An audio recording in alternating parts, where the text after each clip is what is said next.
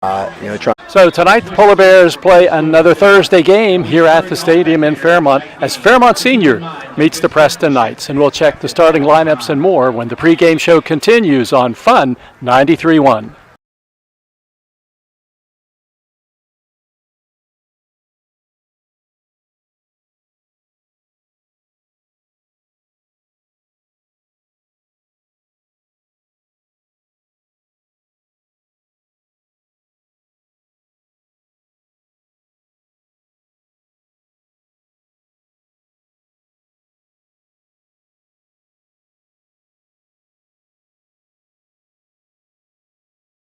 Nah, he's a warrior, man. He's battling. He's banged up. He's taking shots. They're a physical team.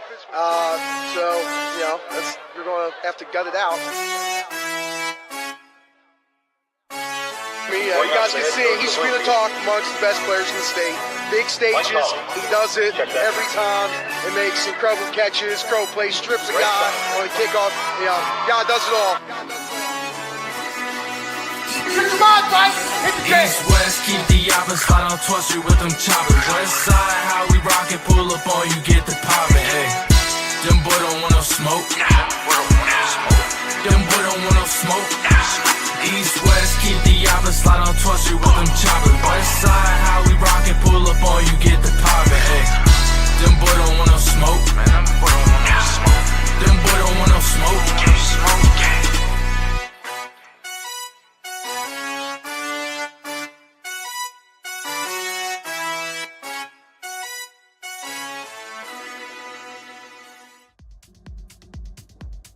The Fairmont Senior Polar Bears look for their third straight win of the season tonight as Fairmont plays at home against the Preston Knights. The Knights are playing their third straight game away from home, and the Knights have lost their first two. So Preston comes in with a record of no wins and 2 losses, and the Polar Bears come in with a record of 2-0.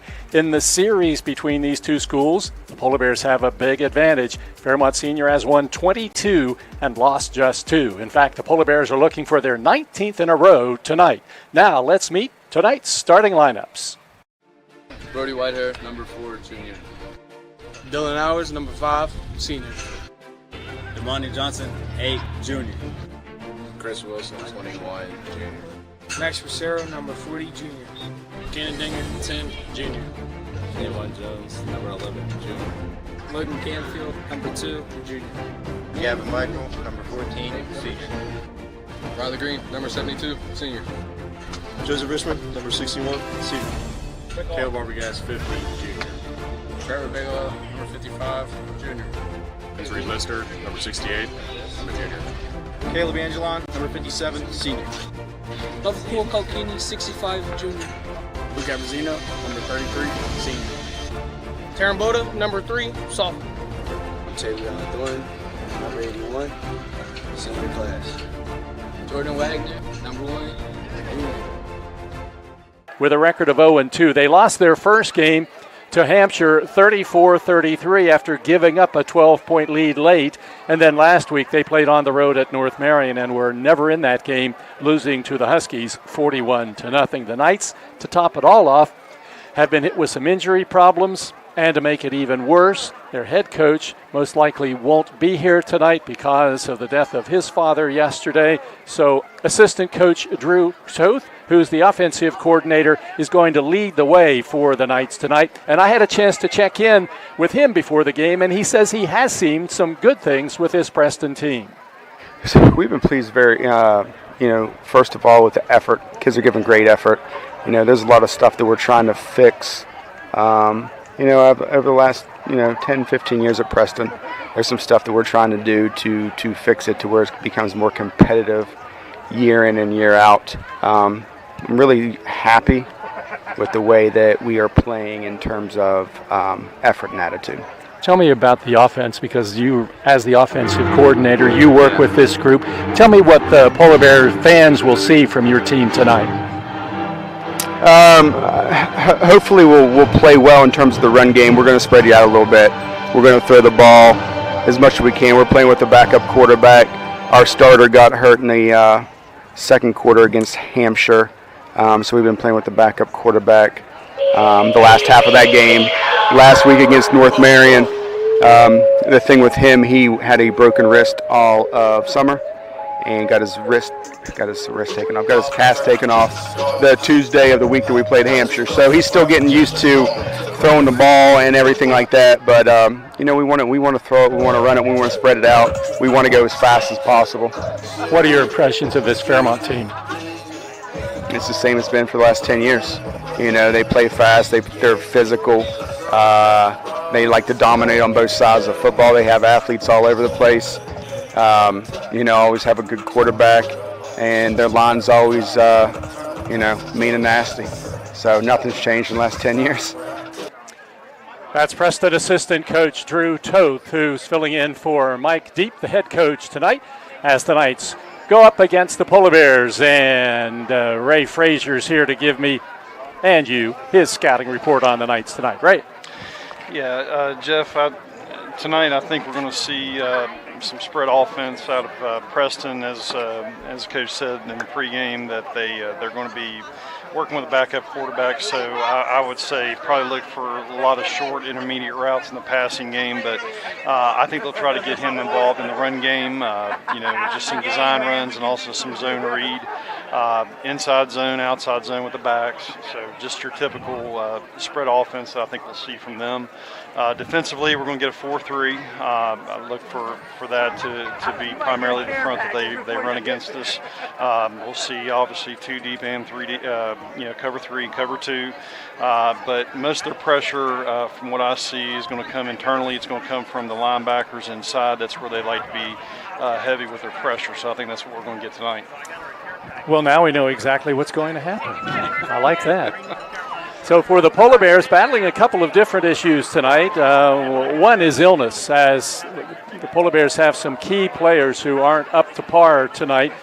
One starter who will not play is Tucker Hayhurst, and 2 starters who will play, but they're not feeling well at all, and that's quarterback Brody Whitehair and lineman Trevor Bigelow. And they're, of course, 2 essential keys to this Polar Bear team. Both missed practice yesterday in hopes of maybe making themselves feel better today. They're feeling a little better, but they have a ways to go. I did check in with Caleb Arbogast, who's playing center for the Polar Bears, to get an idea of what he thinks of this Polar Bear team this season, and he's got high hopes. I'm playing left guard because I have to pay attention to all the assignments on the line and make sure everybody's doing what they're supposed to do, and obviously I have to snap the ball. What about on the other side of the ball? You've been pretty obvious on the defensive side so far this season. You played well. What is the goal for your defensive assignment? My defensive assignment, I am either defensive tackle, and I just contain, make sure that they don't get outside. What about this team this season? Off to a good start, a couple of big wins so far. How far do you see this team going? Well, this year we should do pretty good because I can tell the offense and defense have been working together a lot better than the past few years. So I think we can make it all the way. That is Polar Bear Junior center and defensive lineman Caleb Arbogast, 5'11", 230-pounder, and Ray, he's done a nice job for the Polar Bears moving into that center spot this season. Yes, he has, and we watch him. He plays physical. He good footwork. All those things that you like to see, in a center, and so I think he's doing a really good job. And he's emerged as a leader, as one of the leaders up front.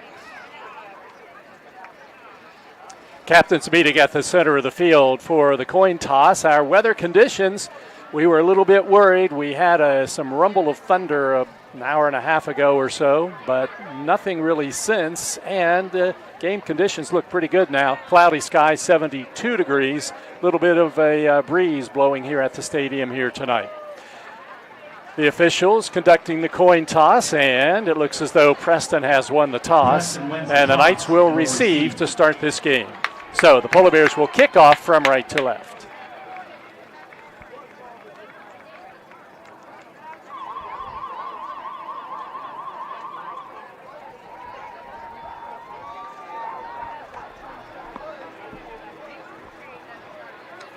Preston in its away-from-home uniforms. Those are the black pants, white jerseys, and black helmets. Their primary colors are North Marion colors, black and silver, and the Polar Bears in the all whites, royal pants, jerseys, white numbers, and white helmets.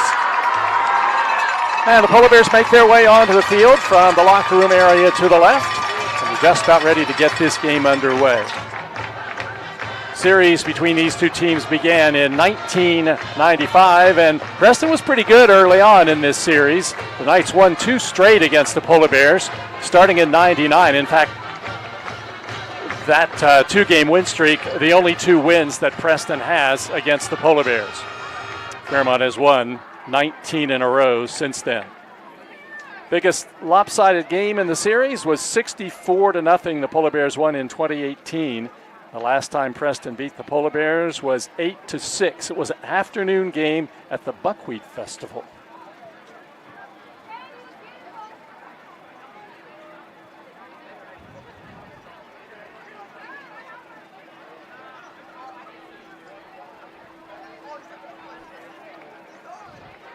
So the Polar Bears coming on to the field now, and it's going to be Cannon Dinger kicking off for the Polar Bears tonight. Number 10, Cannon Dinger. Back deep for Preston. Number 8, Dylan Taylor. So Dinger will be kicking from right to left. Dylan Taylor goes back deep for the Knights. He was their starting quarterback last year when these two teams played. But he is not the quarterback for the Knights this season. Their regular quarterback is Slayton Manco, but he was injured in the opening game. So he's been replaced by Cole Tucker, who was scheduled to be the number 1 running back. So Dinger ready to approach the ball from right to left. This game is underway. End over end kick, and it is going to be taken by Taylor at the 5-yard line. He angles to the near side of the field, and he is hit just as he gets close to the 20-yard line, and he goes down there. Taryn Boda in on the stop for the Polar Bears, along with Tristan Wills. First and 10 Knights at their own 19-yard line. Yeah, Jeff, I'd say early on they're going to try to probably start with some easy completions for the young quarterback and trying to get him some confidence early on. So that's what I would like to see early on. They spread out the formation with 2 receivers wide left and 2 to the short side of the field, the right. And the quarterback, Turner, sends Taylor in motion and hands him the ball, sweeping to the left, and he's hit and then breaks free, but now he's hit again back at the 6-yard line, and he's going down.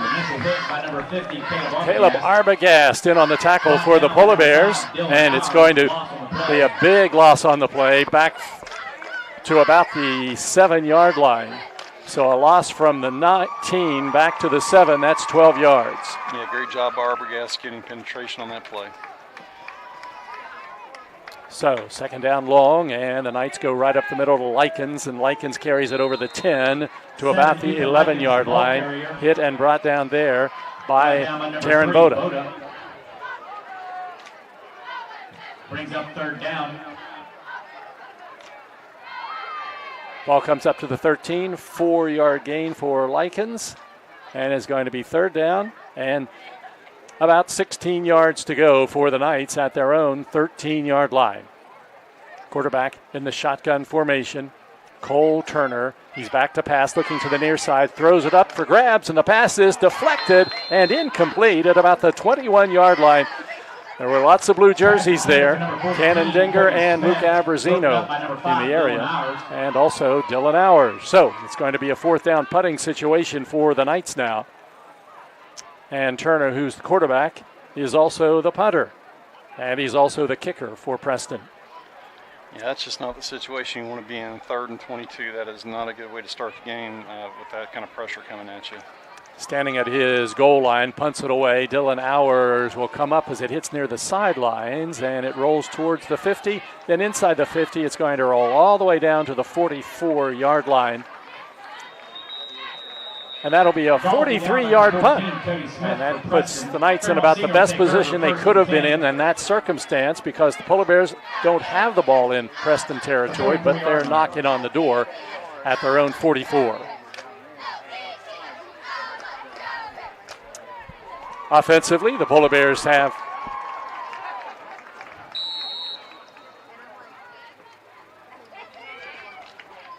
checking to see exactly how the Polar Bears are going to go. You see Gavin Michael in the game as a running back, and Whitehair in there at the quarterback spot. In motion comes Cannon Dinger, and here is the end around to Devon Jones. He gets it at the 40, the 45. He's at the 50, the 40, down the sidelines at the 30, the 20, cuts inside at the 10. He's at the 5. He's into the end zone. That's a Polar Bear touchdown.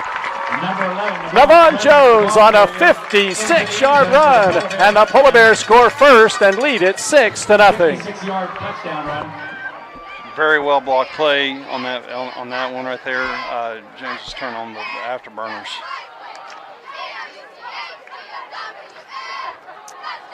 Cam Peschel comes on to attempt the extra point for Fairmont. He's 14 of 14 in extra points this season. Canfield to hold. The kick is up from right to left, and the kick is good. Timeout on the field, 10-12 to go, first quarter. Fairmont Senior 7, Preston nothing on 93.1 WFGM. 1965, the team at City Construction has been an industry leader in all facets of construction, shaping the West Virginia landscape with some of the most recognizable commercial projects throughout the state. As one of the largest general contractors in north central West Virginia, our outstanding record of quality workmanship and personal service is here for your next project. Call our team of experts today. Give us the opportunity to design build your next project. City Construction Company, West Virginia proud since 1965.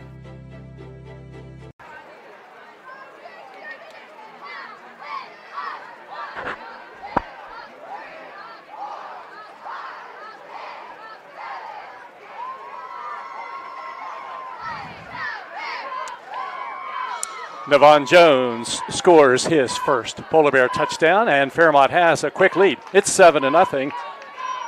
And the Polar Bears are kicking off now from right to left, and Cam Peschel is back into kickoff for the Polar Bears now. Tees the ball up in the center of the field at the 40.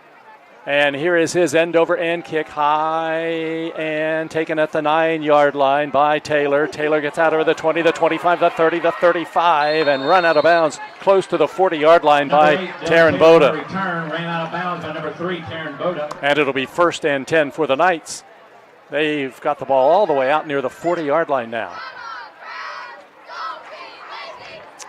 And the officials will set it down right on the 40. So, Preston, 1st down and 10 at its own 40-yard line. On the near hash marks, moving from left to right.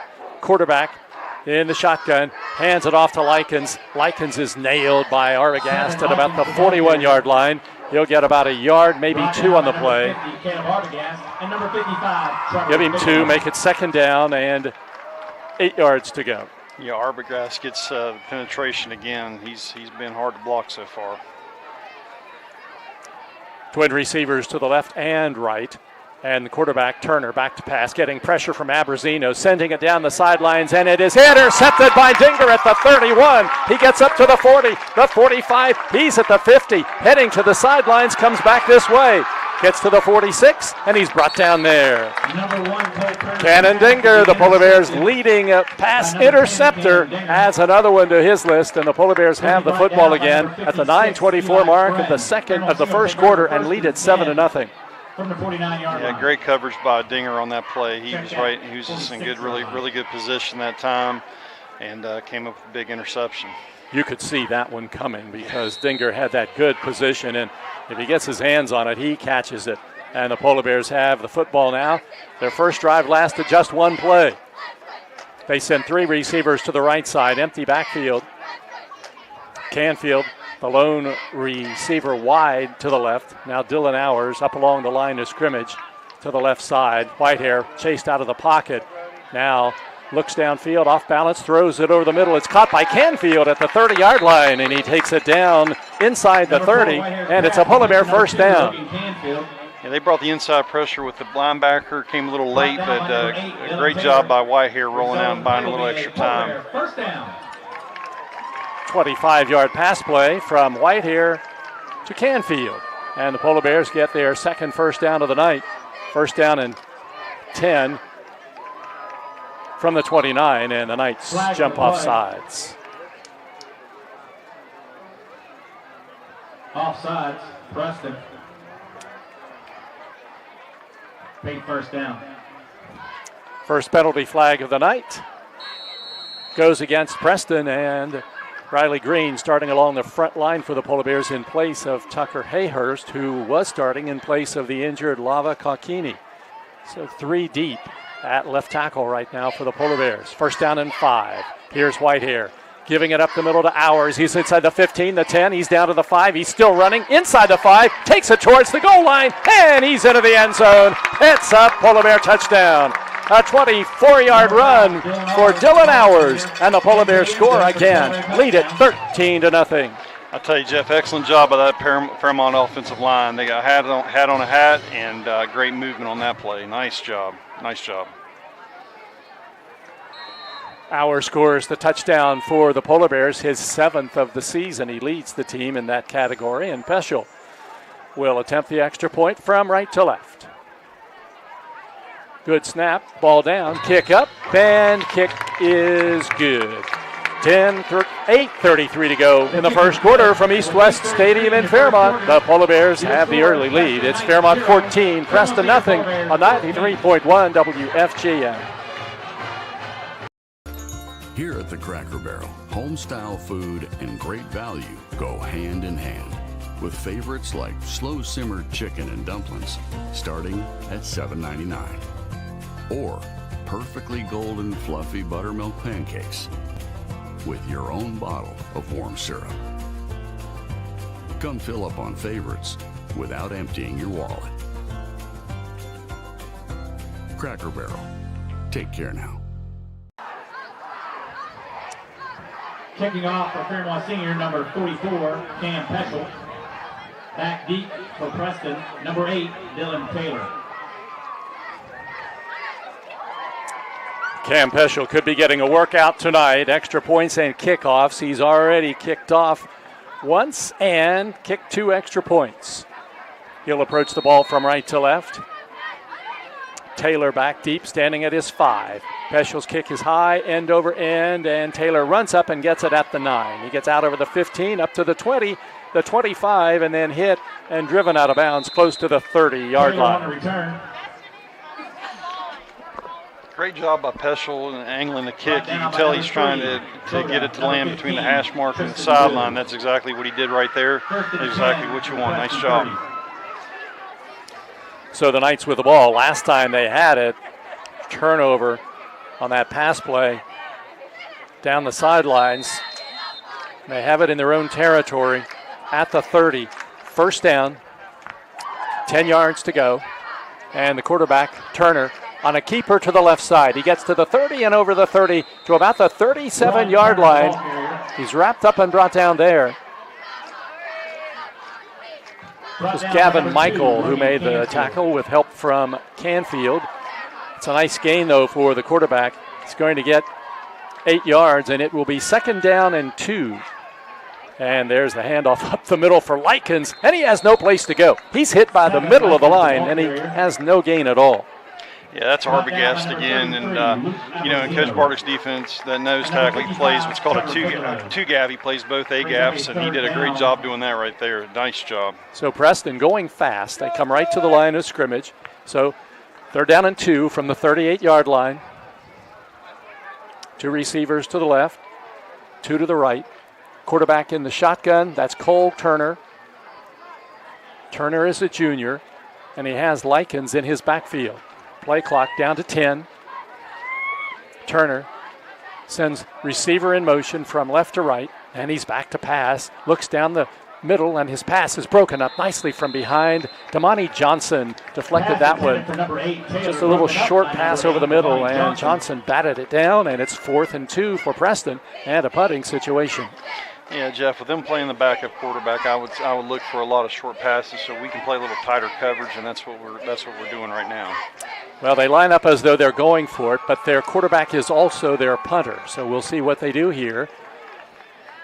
Turner on a keeper off the left side. Turner is hit hard before he gets to the 40, and he'll not have the first down. That was a big hit as Turner appeared to have enough momentum to get him to the 40, but he didn't quite get it because all of a sudden the 40-yard line. Gavin Michael came in and drove him backwards, and it is a Polar Bear first down now at the 40-yard line as Fairmont now moves from right to left with 7:07 to go here in the first quarter, and the Polar Bears on top 14-0. So a little surprised that they would go for it there, but Polar Bears have the ball now with an empty backfield. Whitehair completed one pass tonight in one attempt. And here's his second attempt coming up. Wants to throw down the sidelines for Dylan Hours. He's got it! It's a Polar Bear touchdown. A 40-yard TD pass from Whitehair to Hours. And the Polar Bears score again and lead it 20-0. Yeah, got Hours in a favorable matchup and man coverage down the boundary, and Brody just threw a dime. Nice throw. That's one of those, you see Hours going down the sidelines, you see Whitehair, and like you said, I mean, it was just right on target. Hours didn't break stride, caught it easily, and took it into the end zone. Peschel to attempt his third extra point. Kick up, and the kick is good. 6:58 to go, first quarter from Fairmont. It's the Polar Bears 21, Preston nothing on 93.1 WFGM. National Bank, where you can purchase or refinance your home with the no down payment Champion Mortgage. No down payment, no private mortgage insurance, no kidding. Visit your local branch to get started today. City National Bank, member FDIC, equal housing lender. To learn more, log on to mortgage.bankancity.com.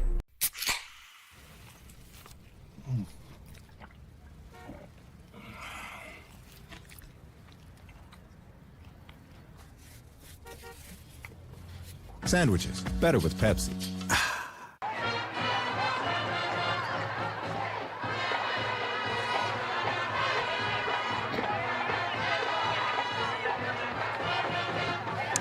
Brody Whitehair, Dylan Hours team up. That's a very familiar combination, and with that touchdown pass, Brody Whitehair has moved into 8th place all-time Polar Bear quarterbacks in touchdown passes thrown. He'll move up that list, that's for sure. Peschel ready to kick off from right to left from the center of the field. Little shorter this time, end over end, and it's going to be taken at the 12-yard line. Out over the 15, up to the 20, and over the 20 to about the 26-yard line, and that'll be it. 14, Cody Smith on the return. That was Cody Smith returning the kick. And it'll be 1st and 10 for the Knights at their own 26-yard line. 6:50 on the clock.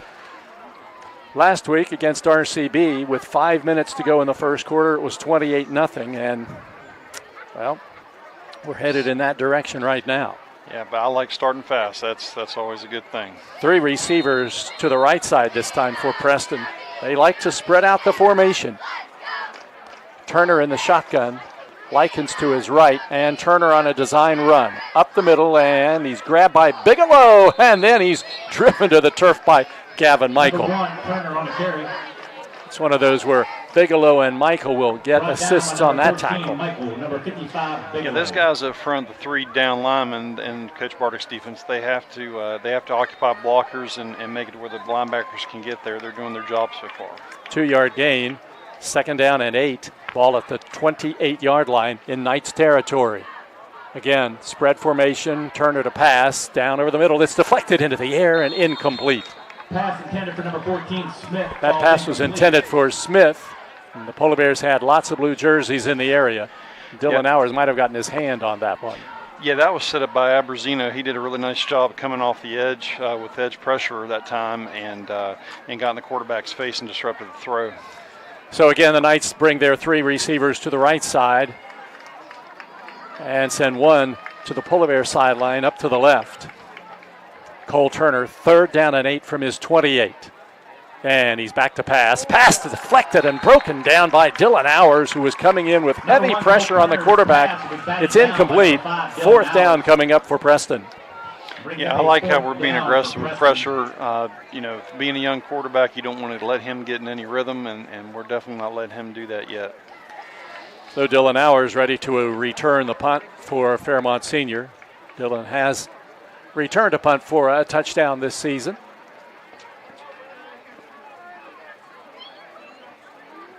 That was last week, 60 yards. High snap, but the punter gets it down, punts it away, flags are down. The punt goes high into the air and hits it midfield, then takes a heavy bounce for Preston, but Ours picks it up at the 42, over the 50, and down into Preston territory at the 44-yard line. Flag thrown, though, back where the ball was punted.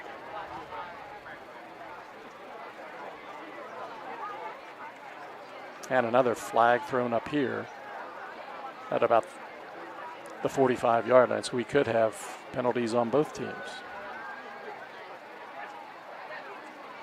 False start is the call against Preston. Preston. Holding Fairmont Senior. Offset. So, offsetting penalties. Holding against the Polar Bears and false start against the Knights. So we'll play it again.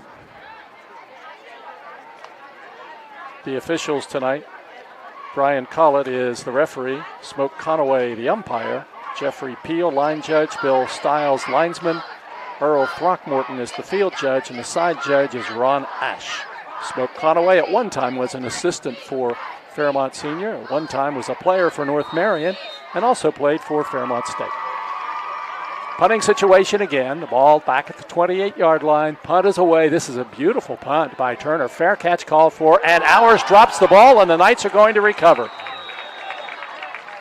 So Preston has the football in Polar Bear territory at the 39-yard line on that muffed punt by Dylan Ours, and the Knights have the ball first down and 10. So that credit the punter, because he put a really nice foot into that ball, and Ours had to go back to try to catch it. Couldn't secure it, and Preston has the ball. 5:46 to go.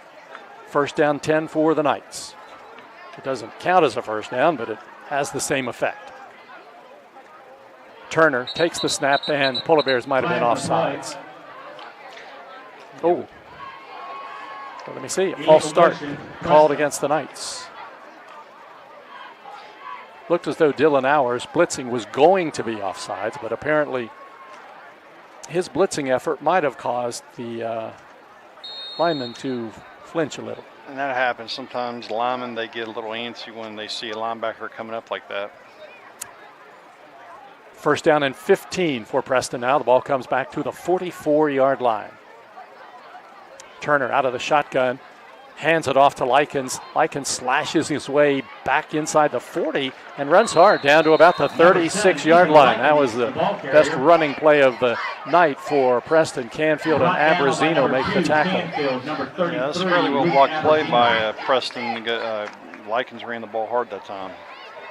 So we get about 8 yards on the play, and it's going to be second down and 7. Here is Turner on a keeper off the left side, and he's brought down behind the line of scrimmage at about the 37-yard line. Number 50, Caleb Arbogast was the first one to get a hand on him. Gavin Michael came in to help out. It's a 1-yard loss, and a third down and 8 coming up for Preston now. The ball back at the 37. It's in Fairmont territory for the first time tonight, and the Knights have 2 receivers left and right. Third and long. Polar Bears lead 21-0. Turner fakes it to Likens, keeps it off the right side, ducks inside the 35, and then dives down to the 32, and then flags are thrown at the end of the play. 61, Joey Richmond on the tackle. Penalty appears to be pending against the Polar Bears, maybe face mask. And it is face mask against the Polar Bears. Just a 5-yard penalty, looks to be, from the 33 first down, Preston. Down to the 28 on the penalty.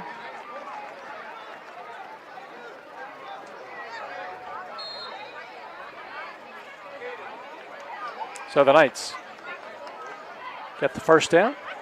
Polar Bears get the penalty, and it's first and 10 Preston at the Fairmont 28-yard line. And there's the delay handoff to Likens. The ball is loose, but Turner, the quarterback, dives on it at about the 29-yard line, and now a late flag is thrown. 4 of them thrown, And this one might be something coming up against the Polar Bears as I judge the body language on the sidelines. And then I also see with my peripheral vision, Ray nodding his head.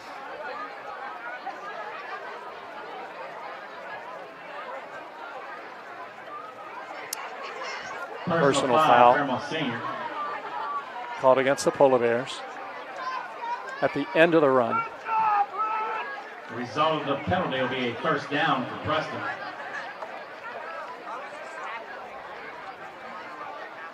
So to take the ball down close to the 14-yard line.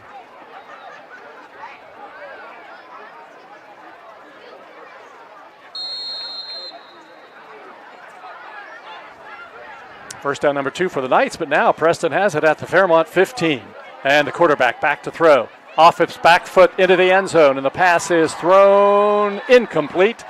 Not held on to in the end zone by Dylan Taylor. He was defended by the Polar Bears' number 8, Devontae Johnson, but the pass falls incomplete at second down and 10. Yeah, they had twins to the boundary, ran a switch route, and Johnson did a really nice job of picking up his man. Those two receivers line up again on the near sidelines, one in front of the other. Second down play, handoff goes to Likens, and Likens is hit by Bigelow, and he'll only get about a yard or two on the play. Put him down at the 14, make it a gain of 1, and now it's going to be third down and 9 for Preston. His front three are doing a really good job being physical tonight so far. Third down 9 at the Fairmont 14. Turner looks to the sidelines. He has Likens shift now from his left to his right. Game clock down to 3:28. And Turner is back to pass. Little slant pass thrown before the receiver had turned to the ball, and it falls incomplete. It's 4th and 9. Yeah, it looked like Lilly, the receiver, was not ready for the ball. I don't think he expected to be getting the ball. So we'll see what the Knights decide to do now as they bring in different personnel, and they're going to try a field goal with their kicker, Cole Turner.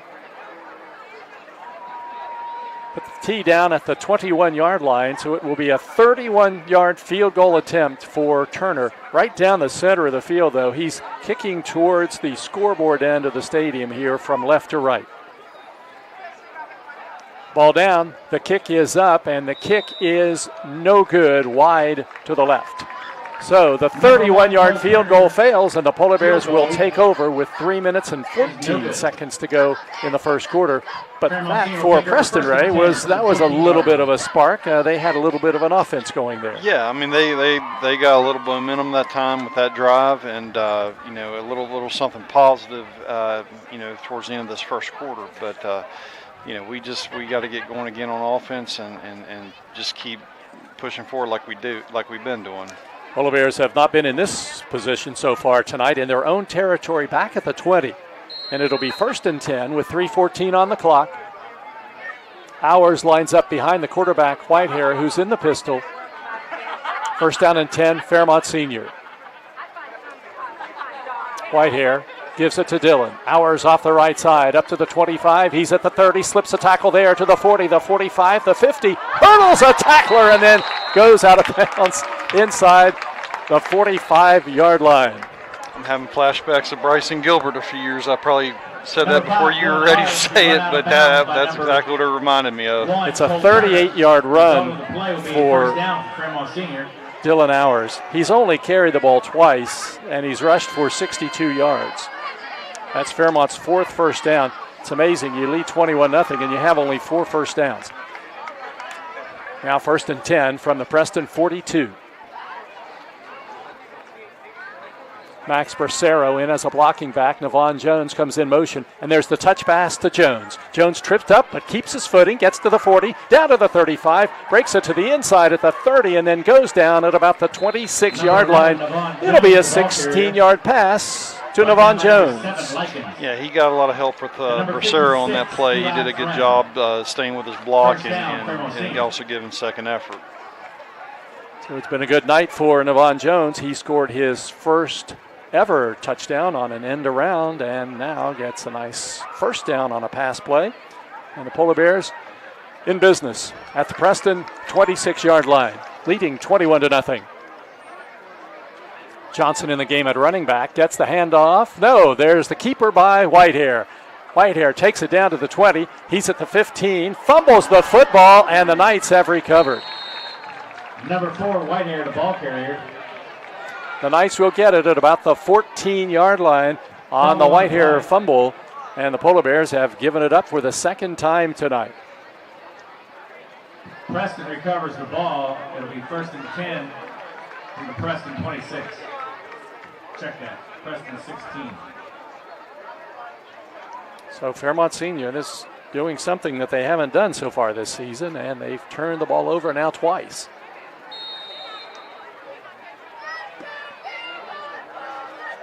So the Knights with the football. 2:12 to go first quarter, trailing the Polar Bears 21-0.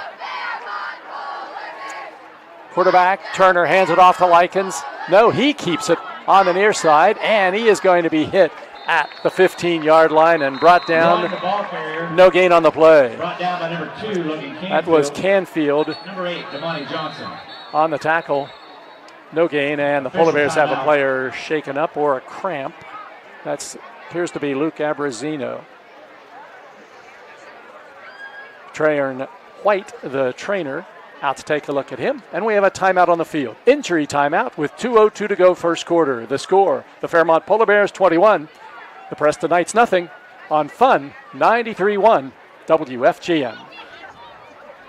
1965, the team at City Construction has been an industry leader in all facets of construction, shaping the West Virginia landscape with some of the most recognizable commercial projects throughout the state. As one of the largest general contractors in north central West Virginia, our outstanding record of quality workmanship and personal service is here for your next project. Call our team of experts today. Give us the opportunity to design build your next project. City Construction Company, West Virginia proud since 1965.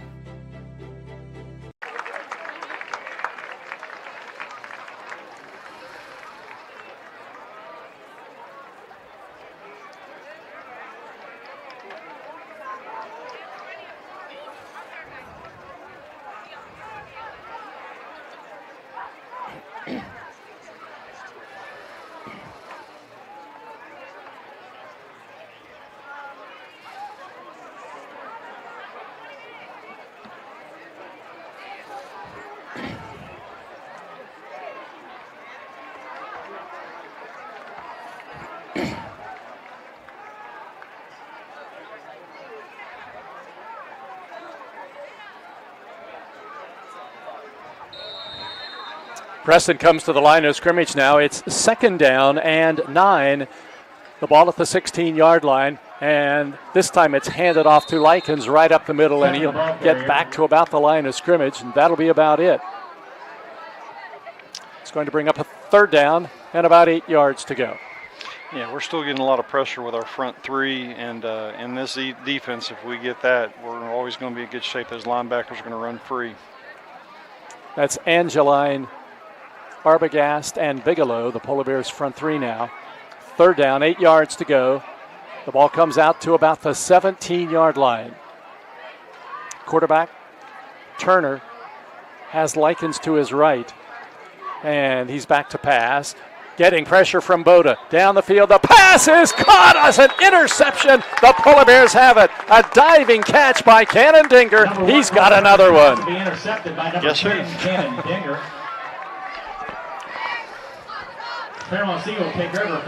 So Dinger gets his 2nd interception of the night. Left his feet, diving for the ball, caught it fully extended, and that one was a highlight reel interception. Yeah, that could be a Sports Center top 10. My vote. We have seen him play enough now that you know he's going to make those plays, and he routinely makes the spectacular plays. 1:10 to go. The Polar Bears have it at the Preston 28-yard line. It's 1st down and 10. Hours behind the quarterback Whitehair, and Brody back to pass. Has time, sets up, fires it towards the end zone for Dinger. Goes up high. He's got it. It's a Polar Bear touchdown.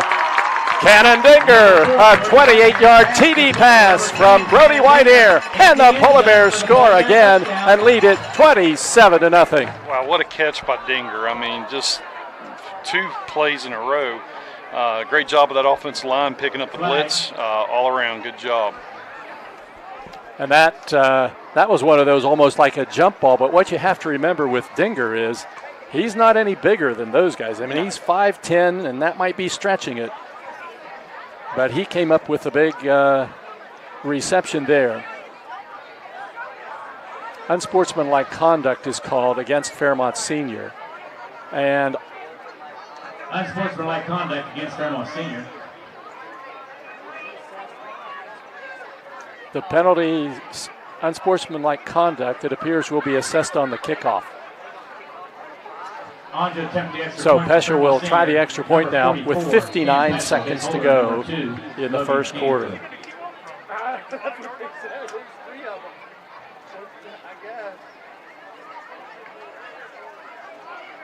Good snap, the ball is down, and Peschel's kick is good again.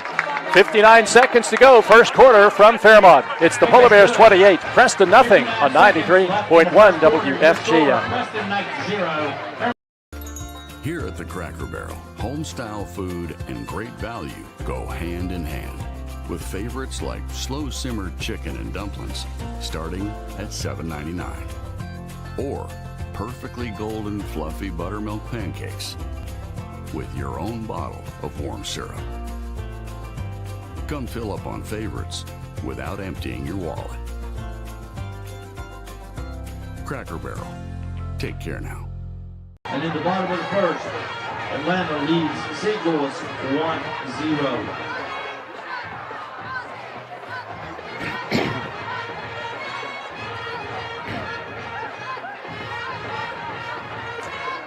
Dylan Hours and Cannon Dinger stealing the show in the first quarter for the Polar Bears. Hours with a couple of touchdowns, a 40-yard pass reception, 24-yard run, and then Dinger comes back, gets his second interception, this one a diving one, and then comes back and has to leap high into the end zone to pull down a 28-yard touchdown pass. Yeah, they talk all the time about high pointing the ball, and that's exactly what he did on that play. Like you said, it's not that he's overly tall. Well, what he is, he has a great desire and great timing when the ball's in the air. He thinks it's his, and usually it is. So the unsportsmanlike conduct penalties are being assessed now. If I read it correctly, there were 3 called against Fairmont Senior. Well, when you're starting at the 40, the first one takes it back to the 25, the second one to the 12, and the third one to the 6. So the net result is the Polar Bears are penalized from the 40 down to the 6-yard line. So that's 35 yards in penalties just about on the extra on the touchdown, and that was what happened after the touchdown. I've seen a lot of football, Jeff, and I've not seen many kicks come from the 5-yard line. So they're kicking it or 6 at the 6. This is a nice kick, though, as it's caught at the 36-yard line in Preston territory and brought upfield by Taylor to the sidelines, and he's bumped out of bounds inside the 50 at about the 45-yard line. So it'll be Preston's ball. 53 seconds to go in the first quarter. And Preston has the ball trailing 28-0, but they have it in Fairmont territory.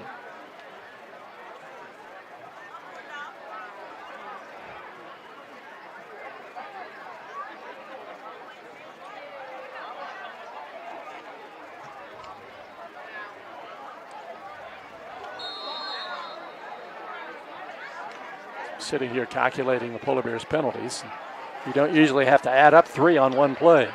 It's first down and 10 from the Fairmont 45. There's a counter play to Likens, and Likens runs over Boda and then takes it down to about the 41-yard line. Nice run by their big running back. That's Ethan Likens. He's 5'11", 203. Number 8, Johnson.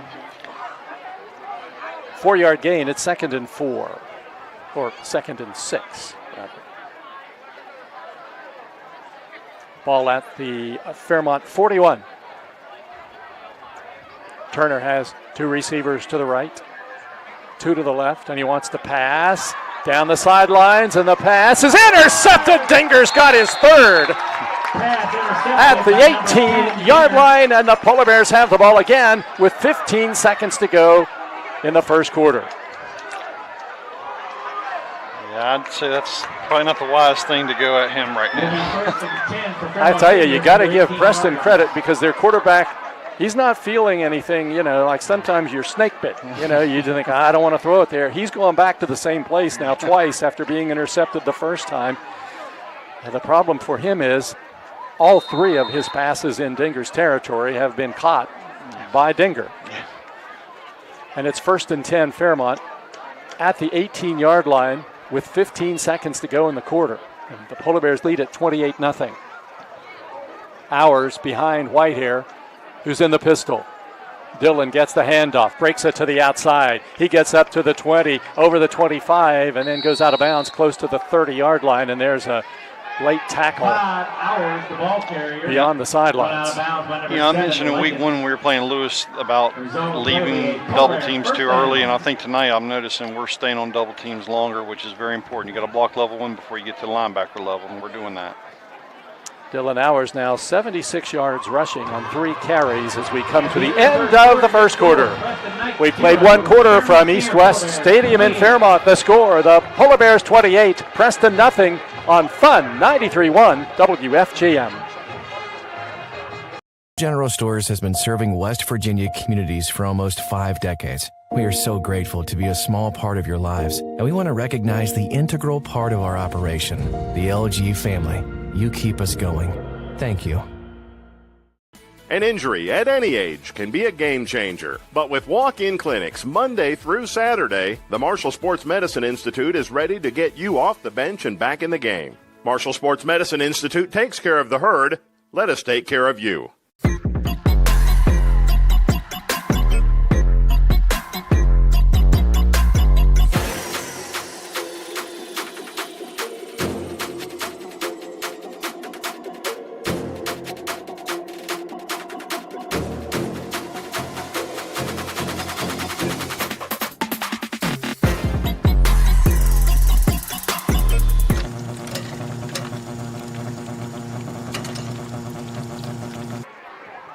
Nebraska has set the volleyball record for largest attendance.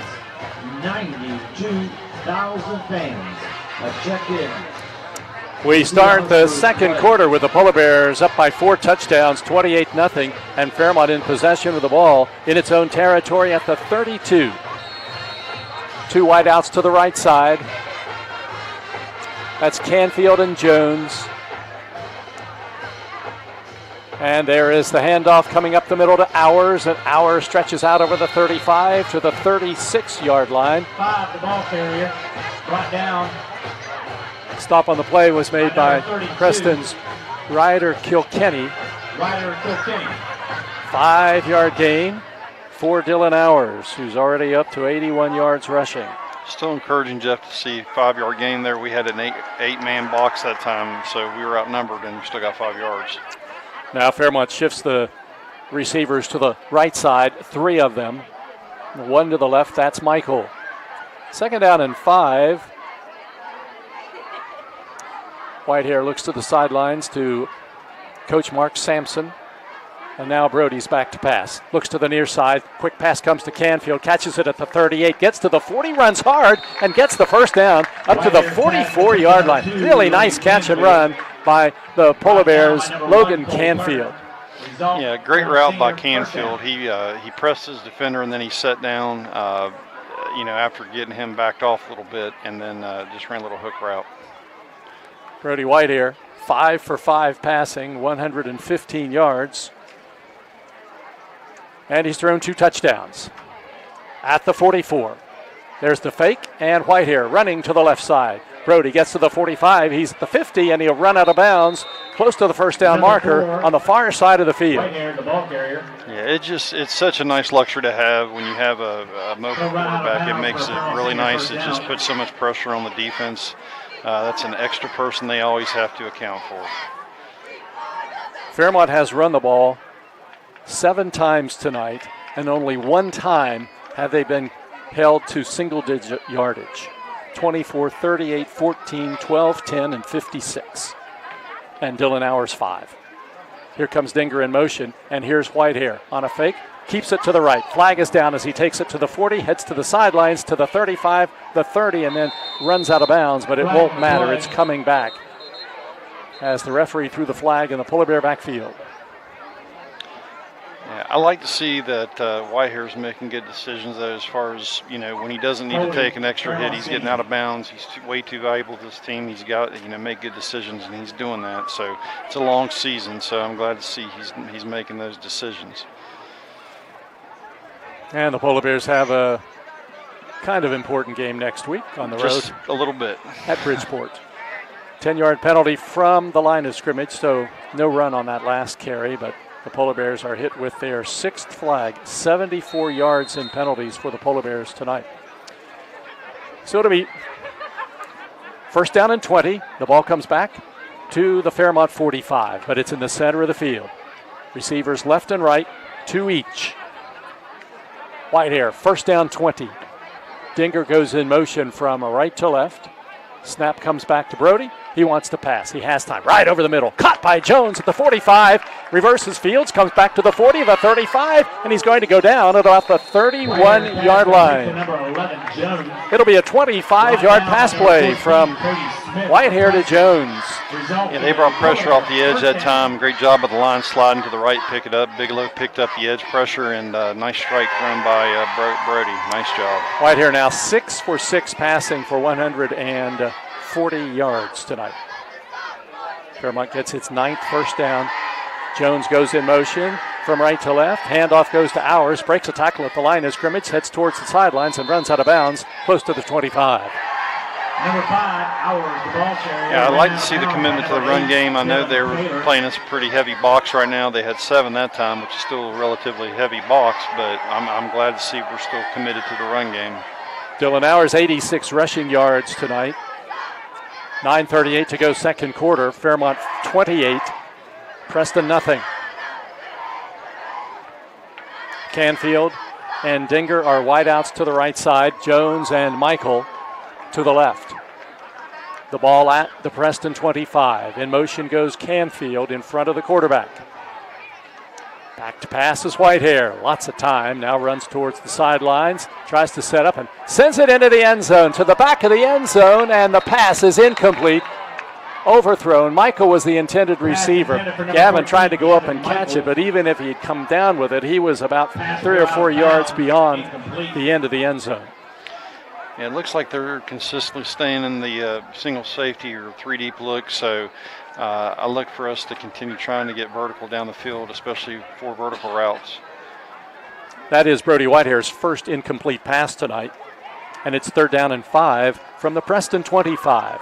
Clock stopped at 9:28 to go until halftime. Whitehair gives it to Hours. He runs wide to the left, and he has the first down and more inside the 20, the 15, the 10. He's down to the 5-yard line and brought down at about that spot. The ball carrier. Might get called for holding here, yeah. Another flag, this one back at the 25-yard line. And it is a penalty coming up against the Polar Bears. Holding is the call. It's going to be from the line of scrimmage. So scratch the gain from Dylan's stat book. And it's going to take the football back to about the 35. And it's going to be 3rd down and about 15.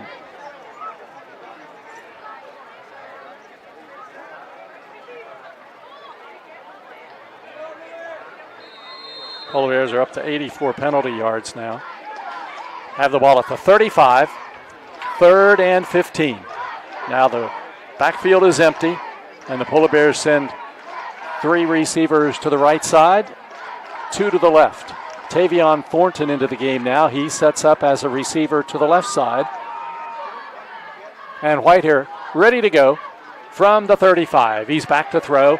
Over the middle for Dinger, and he's got it at about the 10-yard line. Cannon Dinger catches it. It's a Polar Bear first down. Mark it at the 12, and it's a Polar Bear first down on a 23-yard pass play. Yeah, they brought a 5-man pressure that time, Jeff, and try to bring inside pressure with the linebackers, and great job again by that offensive line, giving them time to throw. 10 first downs for the Polar Bears. The ball at the 12-yard line. Fairmont leads 28-0. Clock turning inside 8.5 to go until halftime now. Two running backs. Sandwich. Brody Whitehair. Chris Wilson has the ball faked to him. Whitehair keeps it, and flags are thrown. False start called against the Polar Bears. False start, Fairmont Senior. It looked like they got us going upfield, and when we went motion, might have been going upfield a little bit. First time tonight the Polar Bears have had two backs in the backfield, one on either side of Brody Whitehair. So now it's first down and 15 from the 17-yard line. Dinger wide out to the right, along with Jones. Johnson and Michael wide left. Chris Wilson, the running back, behind the quarterback, Whitehair. First down, 15 play. And Brody back to pass. Looks, now fires over the middle, and the pass is caught by Johnson. Catches it at the 5, and he runs it into the end zone. It's a Polar Bear touchdown. A 17-yard TD pass from Whitehair to Damani Johnson. And the Polar Bears score again and lead it 34-0.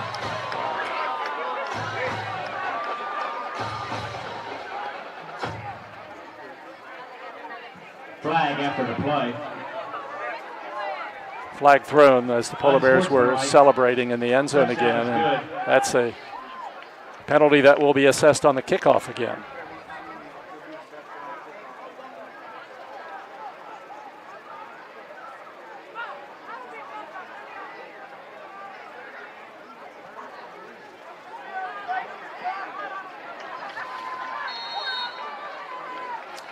Peschel in to attempt the extra point. Canfield to hold. This is the 5th extra point for Peschel. This one is up, and it is good. 7:50 to go until halftime. The score, Fairmont Senior 35, Preston nothing on Fun 93.1 WFGM. Here at the Cracker Barrel, home-style food and great value go hand in hand, with favorites like slow-simmered chicken and dumplings starting at $7.99. Or perfectly golden fluffy buttermilk pancakes with your own bottle of warm syrup. Come fill up on favorites without emptying your wallet. Cracker Barrel. Take care now.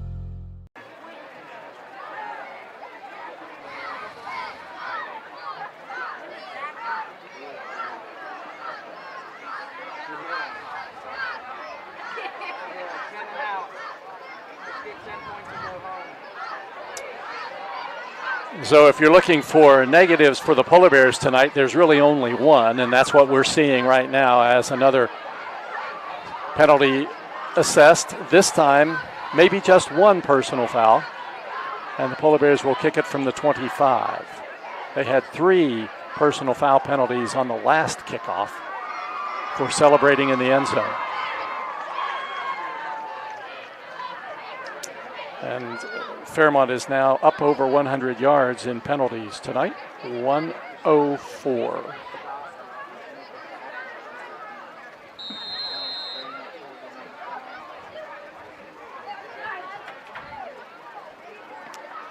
Cannon Dinger is going to kick off for Fairmont. Deep back is Taylor, and it is going to be bouncing at the 44, picked up by Smith, who brings it over the 45 up to about the 48-yard line. Chris Wilson tackles him there. And it'll be first down and 10 for the Knights near midfield. Yeah, it had some backspin on it. I think that would have held on the green at the Masters. First and 10 from the 47-yard line for Preston. So the ball at the 48-yard line in Preston territory. Clock shows 7:48 to go in the second quarter. Preston spreads out the formation. Their quarterback sends Briner in motion, and the handoff goes to Likens, and Likens has a hole to run through this time, and he then eventually runs into traffic over the 50, and he's hit by Gavin Michael, but he'll get a nice gain of about 4 yards on the play. Yeah, that gives them a little manageable situation so they can stay out of the third and longs, but they've got to be careful when they throw the football. Obviously, we know they got to watch out for Dinger.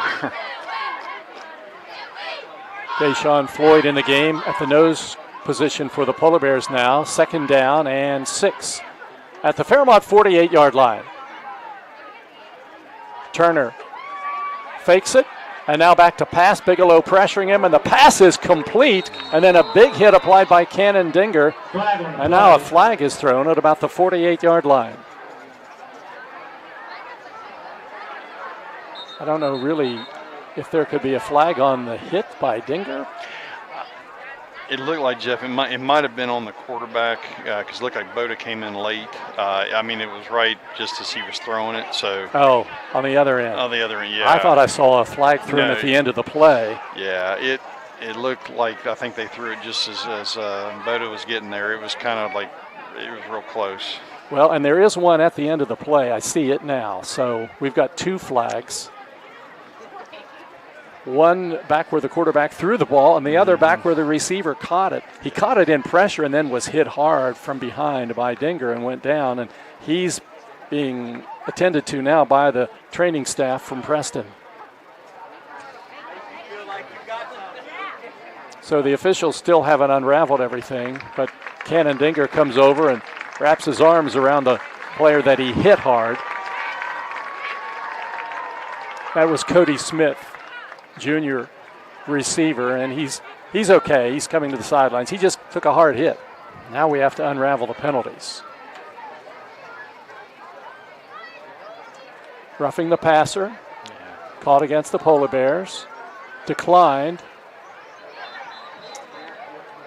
hit to the head.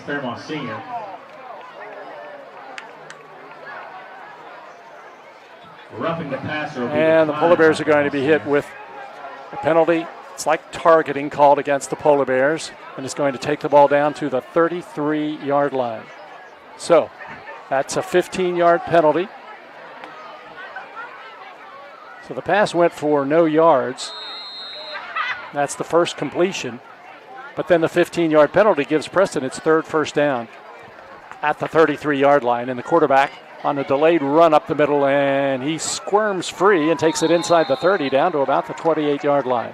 Yeah, it was good tough run by the quarterback. A little zone read that time. Ball's going to be set down at about the 27-yard line, so that's a 6-yard gain for Turner. He's rushed for 20 yards tonight, and Likens gets the handoff going the other way, and he's going to be dropped after maybe a 1-yard gain. And it'll bring up a 3rd down and about 3 yards to go for the Knights. They try to run the counter gap with the guard and the tackle pulling. We did a good job collapsing down on that front side. So 3rd down, a long 3 for Preston, the football mark at the 27-yard line.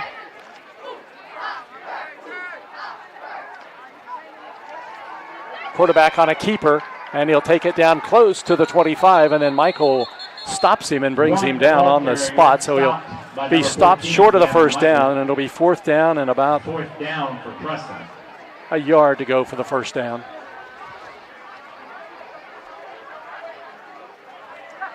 Call it 2 as they set the ball down now at the 25, so 4th down, 2 yards to go.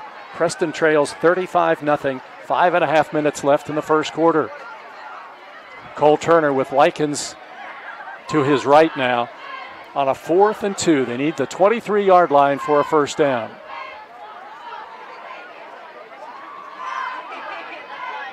Long count for Turner, and he's looking to pass. Sets up, off balance, sends it downfield, and the pass is incomplete along the goal line.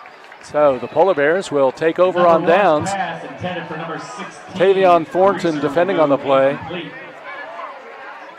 The pass was intended for Selden Greaser, and it's going to be 1st and 10 Polar Bears with 5:04 to go. Yeah, that was textbook coverage by Thornton. Just great position. Receiver had no chance. 1 for 10 passing for Preston tonight, 0 yards.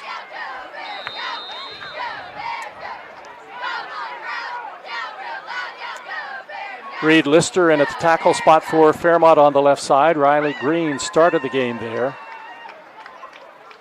First down, Fairmont Senior. 5:04 to go. Handoff goes to Hours. He gets out over the 25, the 30, the 35, the 40. He's at the 50, down to the 45, and tackled at about the 42-yard line. Big run and a Polar Bear first down. Got tremendous block by Bigelow on that right side. When you're in inside zone, there's going to be a man block and 2 double teams typically, and that man block's very important. That's what we got right there from Bigelow. Nice job. 119 rushing yards for Dylan Hours now.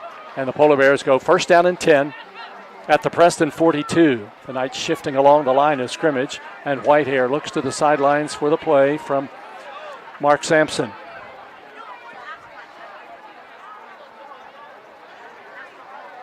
Now the pass to the far side, caught by Canfield at the 43. He's at the 40, the 35, the 30. Down the sidelines at the 25, the 20. And he's going to be run down inside the 10-yard line.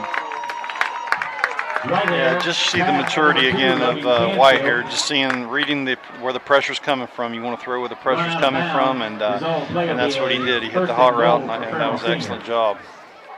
Ball's going to be set down at the 3-yard line.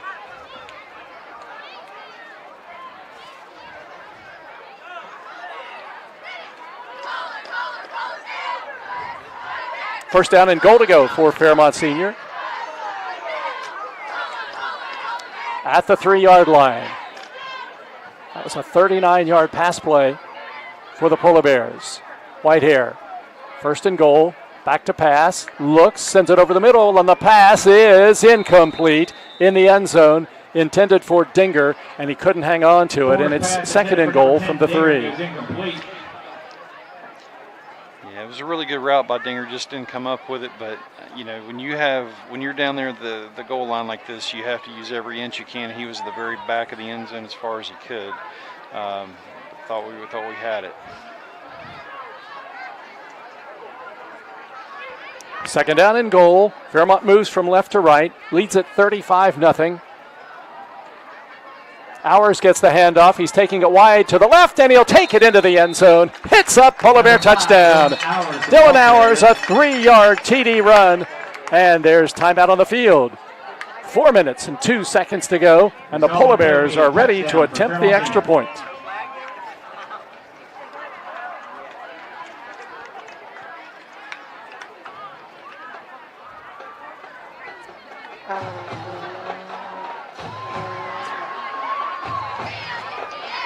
Cam Peschel ready to kick as Dylan Hours scores another touchdown, his 3rd of the night. Canfield kicks from left to right. Ball down, the kick is up, and the kick is good. 4:02 to go, second quarter. The Polar Bears 42, Preston nothing on 93.1 WFGM. City National Bank, where you can purchase or refinance your home with the no down payment champion mortgage. No down payment, no private mortgage insurance, no kidding. Visit your local branch to get started today. City National Bank, member FDIC, equal housing lender. To learn more, log on to mortgage.bankatcity.com.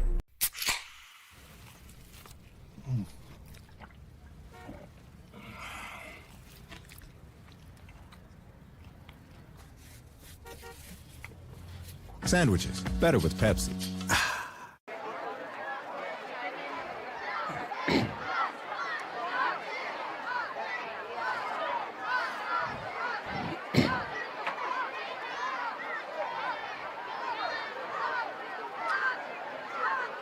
It's been a big night for Fairmont Senior, these Thursday night games. Polar Bears have played well. Last Thursday, big win over RCB as Fairmont Senior put a bunch of points on the scoreboard in the first half of that game. And now, tonight, already at 42, and we still have 4 minutes to go in the second quarter. Dinger is going to kick off, and the ball is in the center of the field at the 40. Dylan Taylor, the deep returner, and Taylor will come up, and it goes behind him and rolls back inside the 10-yard line. He picks it up at the 5. He's hit, and he's going down at about the 6-yard line. Taylor on the return, brought down by number 8, Damani Johnson. Rudy Carrillo in on the tackle for the Polar Bears. And it's going to be first down and 10 for Preston The officials will put the football down at about the 7-yard line.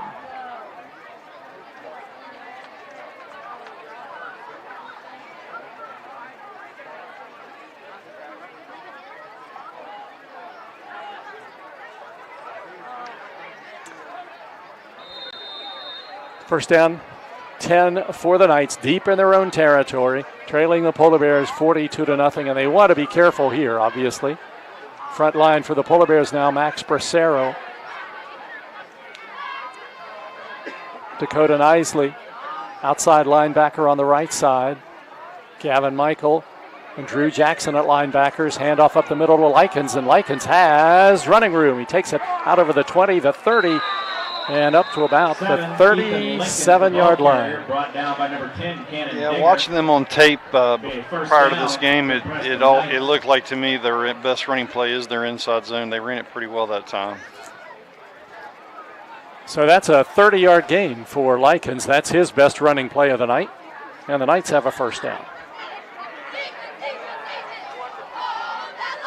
Their fourth of the night. Handoff again. Goes to Likens, and Likens is smothered at the line of scrimmage this time. Covered up pretty quickly. Gavin Michael in on the tackle for Fairmont. Gain of a couple. It'll be 2nd down and 8. 7, Likens, the ball carrier, brought down by number 24, Drew Jackson. 2nd down, 8 yards to go. Bigelow along the front line for the Polar Bears with Bracero and Arbogast. Boda, Nisley, your linebackers, along withOwers and Michael. And here is the quarterback, Turner, and he is hit behind the line of scrimmage, and he's going down. Max Bracero hit him and brings him down for a loss on the play. Back to about the original line of scrimmage. Yeah, Bracero was there, and Arbogast came into the B gap and kind of knifed in there and made a really nice play too. So 3rd down, 10 yards to go. Ball just over the 35-yard line. And Cole Turner, the quarterback, hands it off to Likens. Likens grabbed from behind, but shakes that tackle, and then DylanOwers picks him up and throws him down. It'll be a gain up to the 40, but it will be 4th down coming up for Preston, and about 6 yards to go.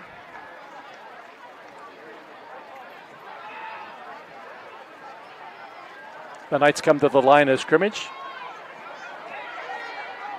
as though they'll go for it. They've done this before in their own territory. 4th down and 7, 1:54 turning clock. 2nd quarter. They need 7. The ball is at the 40-yard line.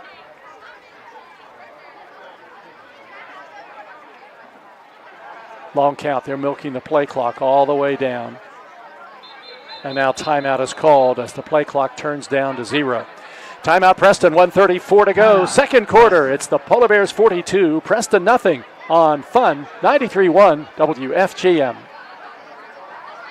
An injury at any age can be a game changer. But with walk-in clinics Monday through Saturday, the Marshall Sports Medicine Institute is ready to get you off the bench and back in the game. Marshall Sports Medicine Institute takes care of the herd. Let us take care of you.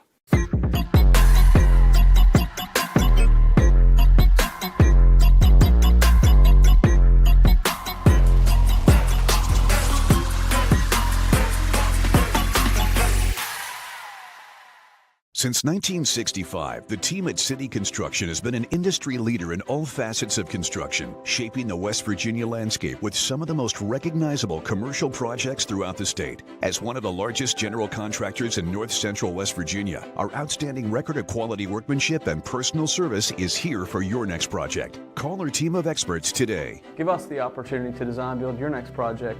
City Construction Company, West Virginia proud since 1965.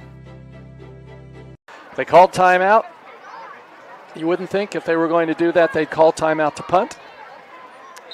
So they are lining up now to go for it. 4th down and 6 from their own 40. Wideouts left and right.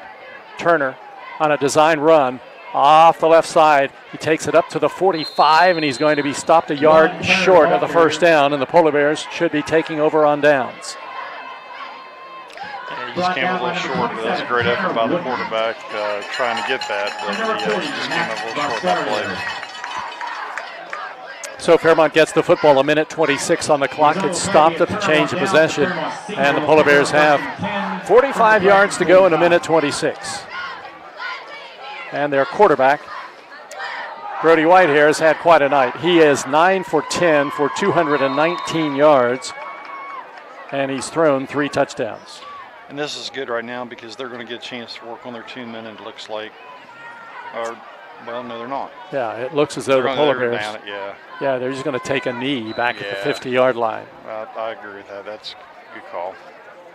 With everything that's been going on with some games around the state, with those scores over the 90s down south, there's a lot of attention on that, and Fairmont certainly hasn't even come close to doing that in its first 2 games. No. And last week, they played their subs so long they had to bring their starters in at the end after they'd given up 33 points. So Whitehair takes a knee at the 50, and the clock turns down. He'll milk it down as far as he can, and then the Polar Bears will do the same thing.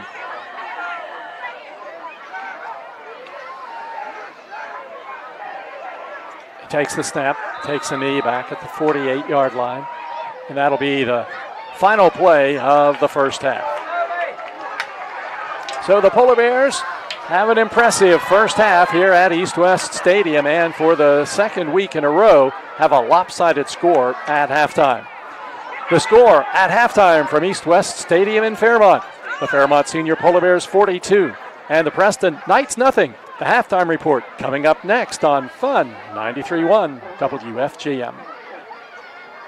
General Stores has been serving West Virginia communities for almost 5 decades. That's nearly 50 years of providing those essential needs for your daily journey. We are so grateful to be a small part of your lives, and we want to recognize the integral part of our operation, the LG family. We know these last couple years haven't been easy, but with every sunrise and sunset, you keep us going. To the LG family, the moms, dads, sisters, brothers, sons, and daughters of West Virginia, thank you. City National Bank, where you can purchase or refinance your home with the no down payment champion mortgage. No down payment, no private mortgage insurance, no kidding. Visit your local branch to get started today. City National Bank, member FDIC, equal housing lender. To learn more, log on to mortgage.bankatcity.com. Here at the Cracker Barrel, home-style food and great value go hand in hand, with favorites like slow-simmered chicken and dumplings starting at $7.99. Or perfectly golden fluffy buttermilk pancakes with your own bottle of warm syrup. Come fill up on favorites without emptying your wallet. Cracker Barrel. Take care now.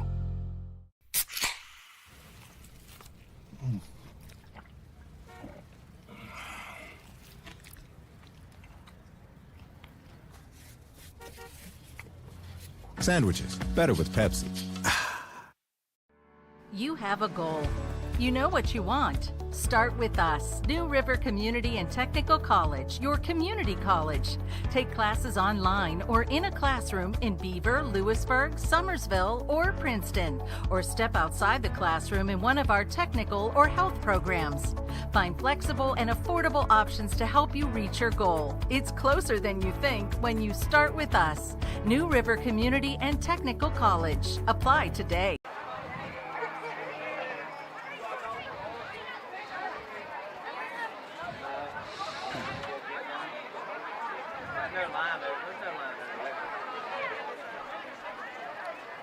Cloudy skies, no rain tonight at East West Stadium. First half in the books, and the Polar Bears with a big lead, 42-0. One of the things, Ray, we've seen tonight from Fairmont is we've had the chance to see a little more offense. I think primarily because the field position hasn't been as good as it was in the game last week. So we've actually seen Fairmont generate some drives as opposed to just one big play and it's it, and then you're kicking off again. Yeah, and I think that's been a good thing for us because we're going to need to be able to have sustained drives, especially as our competition gets tougher as the season goes on. I'd like to see that we've had some ability to have some really good runs tonight. I think up front we've done a pretty good job protecting and in the run game. I like what we've done so far. And you take a look at the Polar Bears' big three players tonight. The quarterback, Brody Whitehair, who's just had phenomenal stats, 9 of 10 passing for 219 yards. This is a high school game. And Dylan Hours has run for over 100 yards. And Cannon Dinger has 3 interceptions and a touchdown pass. I mean, those are full game, great games, and we're at halftime. Yeah, I mean, and that's what we have to have those 3. I mean, they're going to have to play big roles as we continue down the stretch here. So good to see them this first half really get going and make the big plays like they've been doing. And one of the things defensively, with a secondary that gets lots of interceptions, I would think that as you're the opposing quarterback and you're thinking about going up against Fairmont, it's got to be in the back of the mind of the quarterback knowing that these guys have picked off a lot of passes already this season. Yeah, it does. I mean, I know that, the clock's got to be going off in the quarterback's head just from the standpoint of the pressure that's coming in on him from our front 7, but they have to respect our secondary. I mean, we just have really good athletes in the back end, and Dinger's just playing exceptional. I mean, you won't find a better play that he made on that sideline with the interception. I mean, you just won't. And he loves that kind of a play. He would rather have a diving catch than one that he could just catch and run with it. He loves those kind of plays, and he's already made 2 interceptions this season where he's been fully extended, diving towards the sidelines. And then he tops it off on the next possession. He scores on a ball he had to fight for, a contested ball in the end zone, and he came down with it. Yeah, and that's the thing. I mean, I know a lot of people make a big deal about how tall somebody is or what their vertical is and all that, but I tell you, for me, it's always come down to desire to go get the football, and you really see that in him. When that ball's in the air, he believes it's his, and he's going after it with everything he has. I remember that was one of the ways that Nick Bardick explained to me about Cannon last year when he came in as a sophomore. Nobody knew much about him because he had just moved in. But he said he was a kid who had a nose for the ball. I mean, the ball seems to find him, and you watch a game and you think, yeah, that's right. Yeah, and you look at him on both sides of the ball. I mean, and I think that's a great characterization. I mean, he's always around the football and defense. And then the other thing that's really impressive to me is really watching him on offense. I mean, I kind of watch his route running.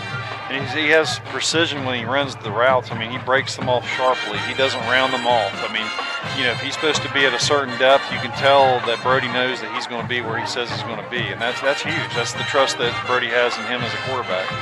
And you have a game-changing player like Dylan Hours, who has pressure taken off of him because of players like Dinger. And also tonight, Navon Jones had a big play and a big catch. And Gavin Michael has caught some passes as well. So this isn't a team where you think, okay, you got to watch out for that number 5. Right, and that's going to be huge because as we go down the stretch, we're going to have some teams that are going to try to take away certain players, but the thing about it is that there's going to be other ones that step up, and so if you decide you're going to try to take away a player, then somebody else is going to emerge, and so that's the thing. They just all have to be ready when their number's called. You talk about down the road, and of course down the road begins for the Polar Bears next week as Fairmont plays at Bridgeport. That's become a classic matchup in the last 10 years. Yeah. And playing at Bridgeport is a totally different experience than playing Bridgeport at home.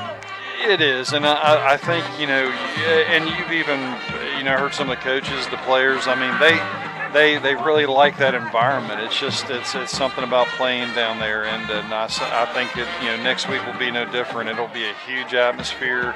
I'm already excited about it because I know it's just one of those things. It's just what high school football is all about. We're close in proximity to each other. Obviously two really storied programs, and so it's going to be exciting. It's going to be a really big test for us, but it'll be a big test for them. It's going to be 2 really good football teams. Bridgeport had a good test last week in a home game against Morgantown. They came close, but the Mohegans held on for a victory in that game. Fairmont hasn't had a game like that. They haven't had a game that's really stressed them into the fourth quarter. Do you think that makes any difference? I mean, sometimes you would like to be tested before you go into a game like this, but I think the thing is we have veteran leadership. We have people that have been through the battles, and we've had people that have been, in the playoff environment. So I don't think with the way that we've, the games we've played in over the past few years, I don't think it's going to be as big of a deal as we would think it would be. Of course, you'd like to be tested, but I think we'll be just fine. I really do. I think you're right when you talk about that, because you take a look at some of these key Fairmont players playing Bridgeport at Bridgeport. Well, this is the same team that played in the state playoffs. They've played tough games before. They've played tough games here and on the road. Certainly, some of the games that they have had in the playoffs would be similar. So it's not like these guys are untested football players. They've been tested down through the years. And so for many of them, I think they look forward to a matchup like this. Without a doubt. I mean, you want to play, any game is going to be important. But when you play in a game like that, I think back a few years ago when we had the classic overtime, when we kind of got started with trying to change the momentum and starting to win those games against Bridgeport. I mean, those are the kind of games you want to play in. I mean, those are special. Those are the ones you always remember. And, of course, next week the Polar Bears will be playing on Friday night, and that's where we will be the rest of the season until postseason if Fairmont is involved in postseason play. So this is our last Thursday night game, and the Polar Bears, after tonight, will play on the road at Bridgeport next Friday night, and then following that, it'll be on the road again for the Polar Bears at University, and then that will be the Polar Bears' last trip until perhaps playoff time, because the last game of the season for Fairmont is actually an away game against East Fairmont, but hardly counts when you're playing on your home field in an away game. So Polar Bears have their hands full next week, and it is a 7 o'clock start, so it'll be 6:40 for us airtime next Friday night on the road at Bridgeport.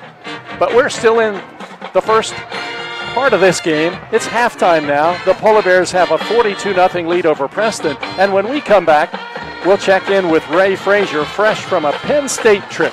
We'll talk with him about the Mountaineers and more as halftime continues.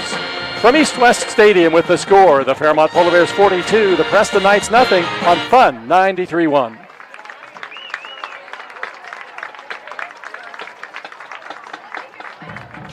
Ladies and gentlemen, do not forget, this Saturday evening here at East West Stadium, Fairmont Senior High School will be hosting General Stores has been serving West Virginia communities for almost 5 decades. That's nearly 50 years of providing those essential needs for your daily journey. We are so grateful to be a small part of your lives, and we want to recognize the integral part of our operation, the LG family. We know these last couple years haven't been easy, but with every sunrise and sunset, you keep us going. To the LG family, the moms, dads, sisters, brothers, sons, and daughters of West Virginia, thank you.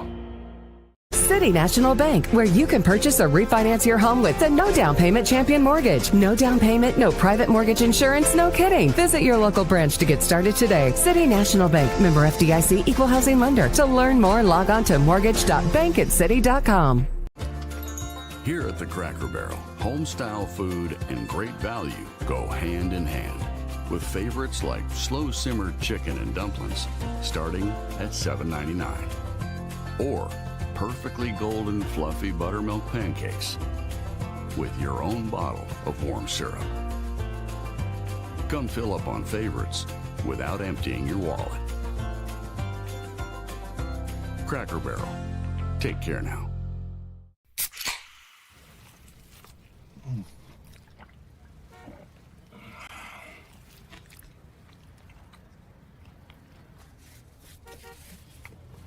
Sandwiches, better with Pepsi. You have a goal. You know what you want. Start with us. New River Community and Technical College, your community college. Take classes online or in a classroom in Beaver, Lewisburg, Summersville, or Princeton, or step outside the classroom in one of our technical or health programs. Find flexible and affordable options to help you reach your goal. It's closer than you think when you start with us. New River Community and Technical College. Apply today. It's my favorite part of halftime, but it would be even more a favorite had the Mountaineers had a different outcome last Saturday night at Penn State. But Ray Frazier, fresh from Happy Valley, how about that football game? What were your thoughts after the game about how that turned out for the Mountaineers? Yeah, it's just, tremendous atmosphere. I think probably one of the best atmospheres that you're probably going to be in. On Saturday night in Happy Valley. I probably LSU's probably about the other one, I would say, but it was just a really neat environment to be in. Obviously, not the outcome we wanted, but a lot of positives to build on.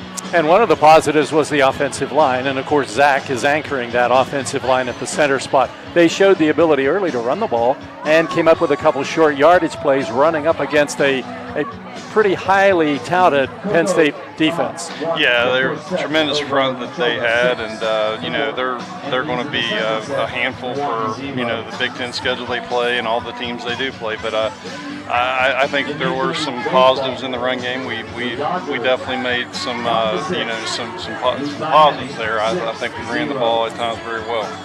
And if you were considering everything, you consider the venue, you consider the opponent, the Mountaineers won't be in a tougher environment or a tougher matchup this season, do you think? No, not without a doubt. There's I don't see any other environment being like that. 110,000, I think, approximately is what they said was in the stands. So it was a very hostile environment.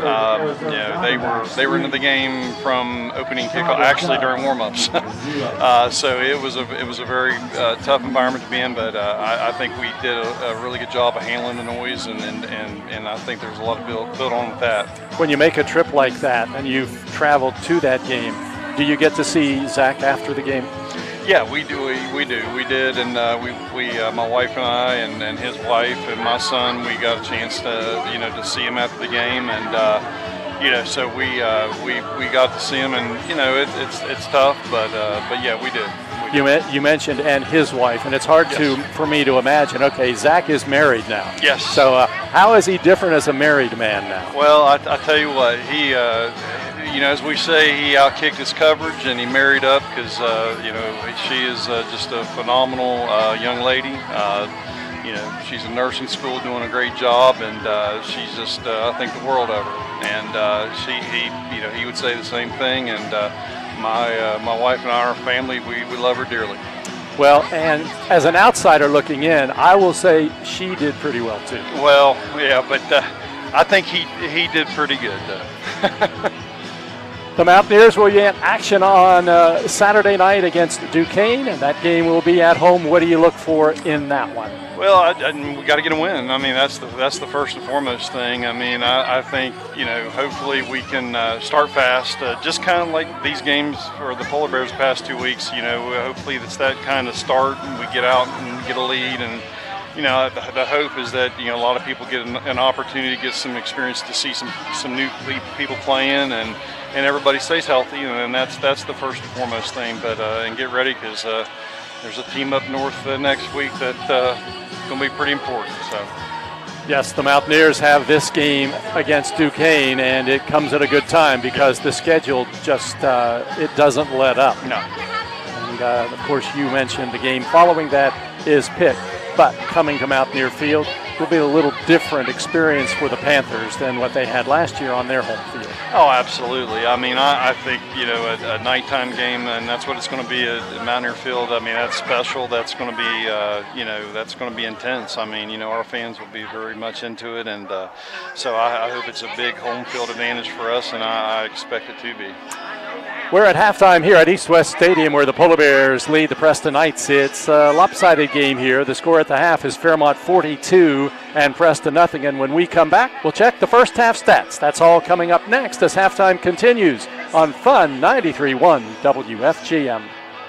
General Stores has been serving West Virginia communities for almost 5 decades. That's nearly 50 years of providing those essential needs for your daily journey. We are so grateful to be a small part of your lives, and we want to recognize the integral part of our operation, the LG family. We know these last couple years haven't been easy, but with every sunrise and sunset, you keep us going. To the LG family, the moms, dads, sisters, brothers, sons, and daughters of West Virginia, thank you.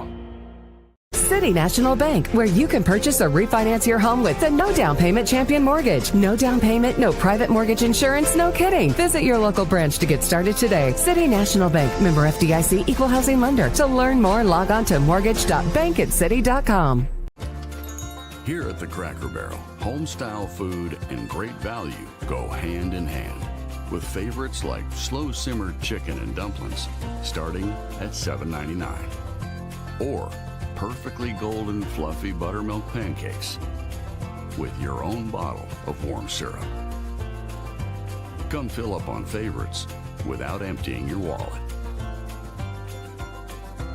Cracker Barrel. Take care now.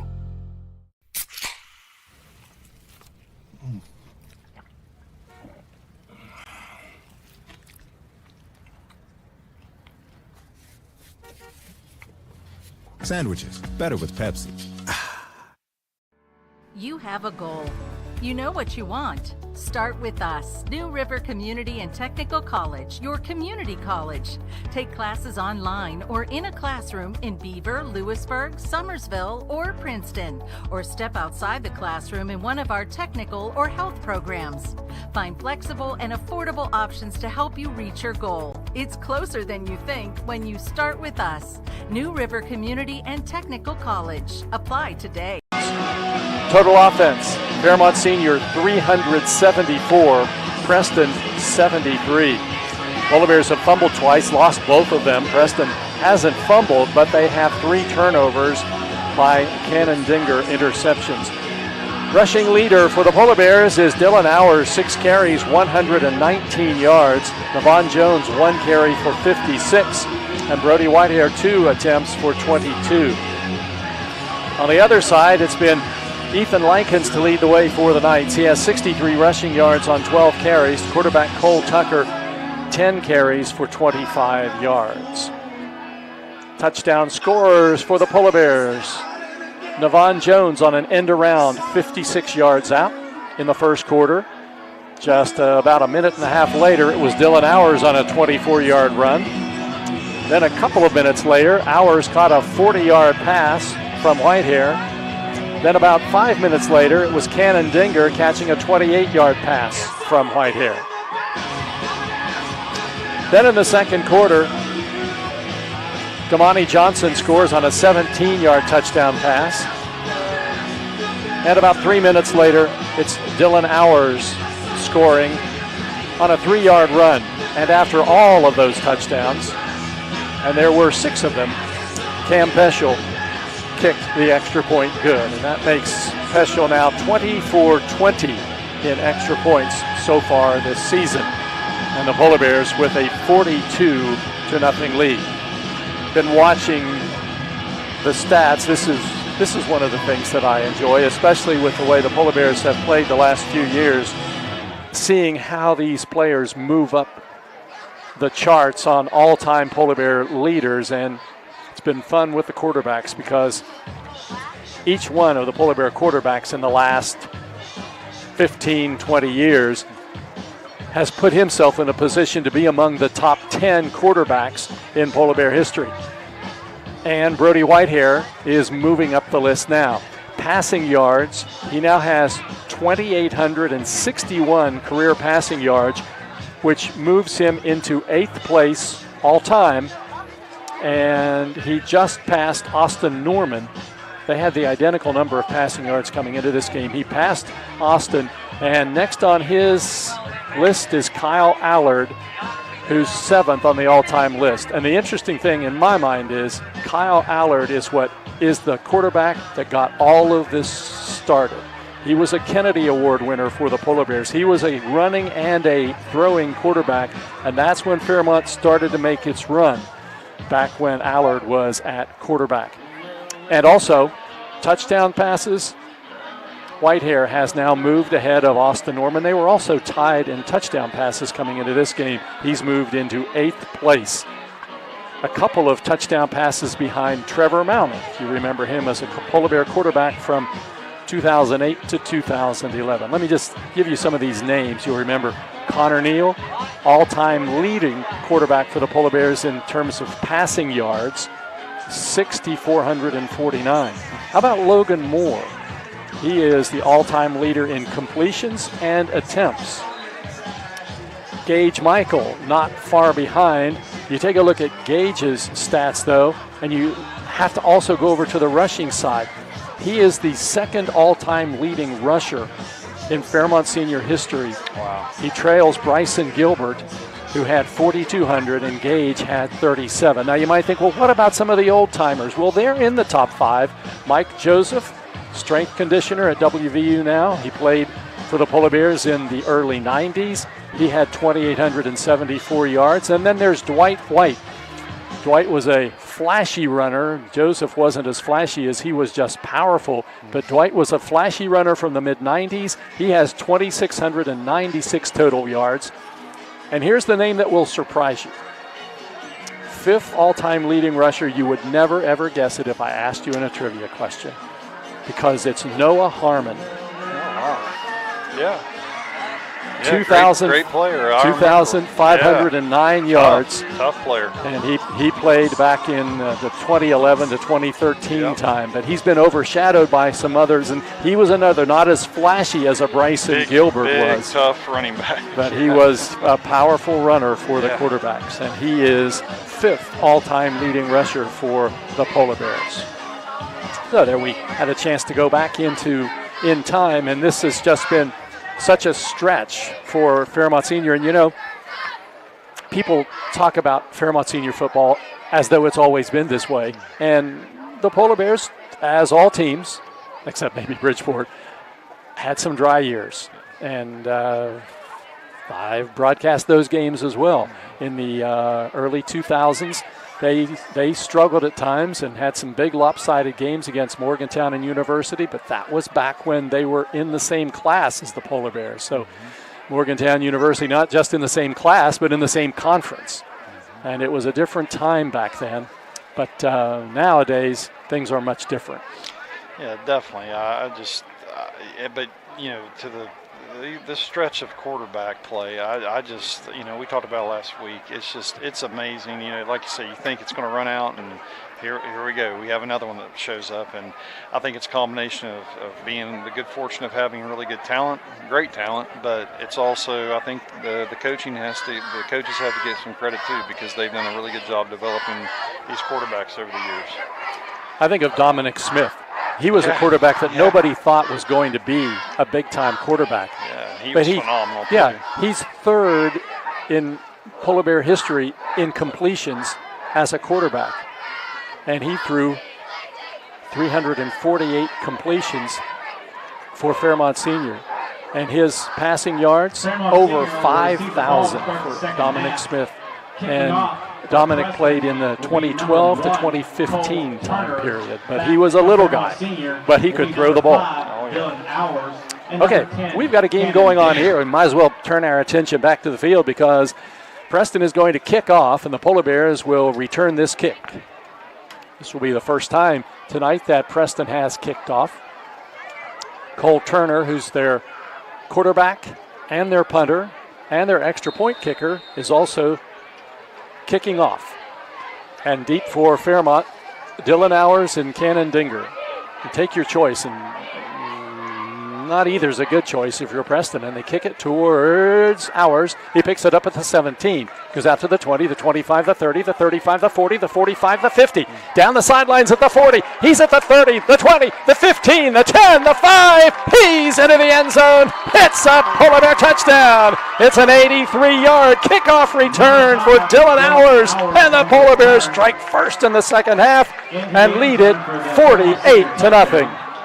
You know, one thing stands out about Ours that, you know, sometimes when somebody's a good runner, a good running back, they're not necessarily a great kick returner, and he does both exceptionally well. But on the kick returns, he has great vision. You can just see him set up blocks. You can see how he sees the field, and that's something that really stands out when he's on a special teams return, whether it be punt or kick return. Just phenomenal, nice shot, excellent running. At the half, the coaches agreed to shorten the third and fourth quarters to 10 minutes. So that touchdown comes with 9:44 to go in the third quarter. The extra point attempt by Peschel is good. Timeout on the field, 9:44 to go, third quarter. It's the Polar Bears 49, Preston nothing on 93.1 WFGM. 1965, the team at City Construction has been an industry leader in all facets of construction, shaping the West Virginia landscape with some of the most recognizable commercial projects throughout the state. As one of the largest general contractors in north central West Virginia, our outstanding record of quality workmanship and personal service is here for your next project. Call our team of experts today. Give us the opportunity to design build your next project. City Construction Company, West Virginia proud since 1965.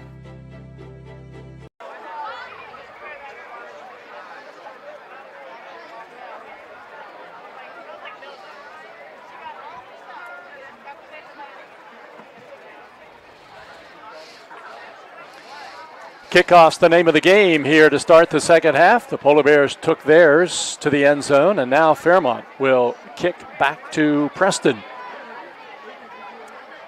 Dinger will kick off for the Polar Bears. He and Peschel have been the kickoff specialists for the Polar Bears tonight. He tees the ball up in the center of the field. His kicks have been just a little bit shorter. Dylan Taylor is the deep returner.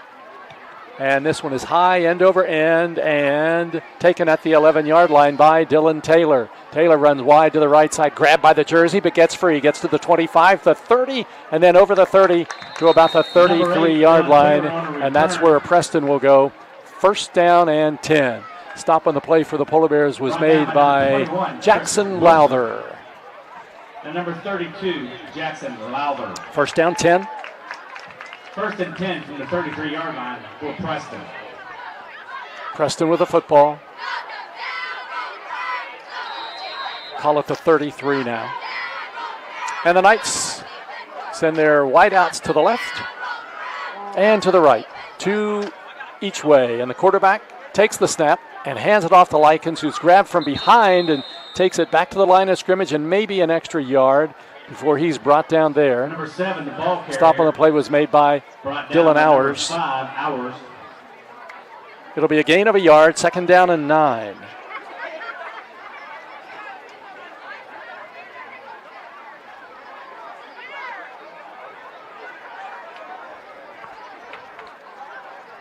Drew Toth is the offensive coordinator at Preston.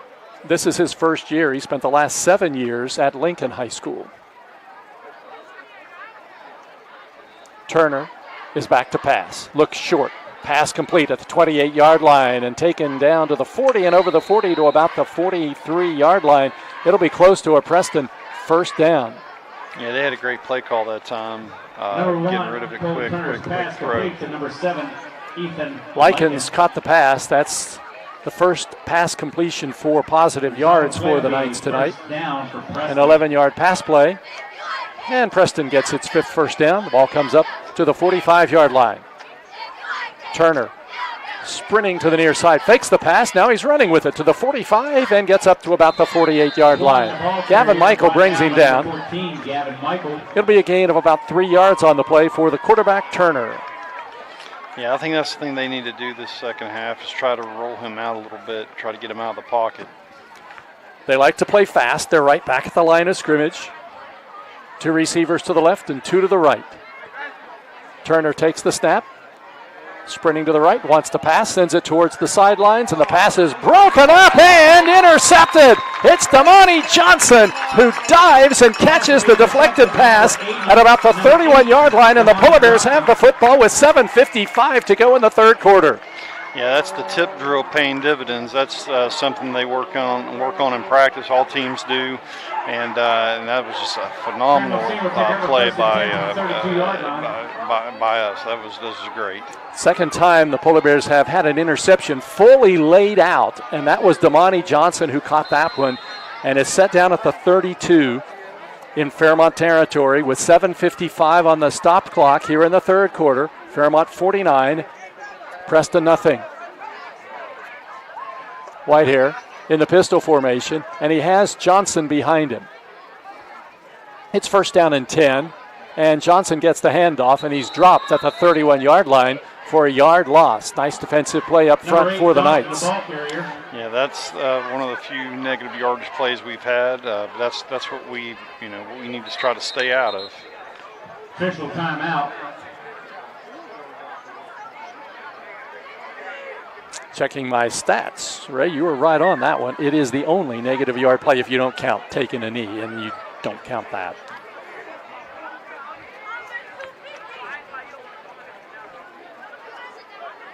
Player shaken up for Preston.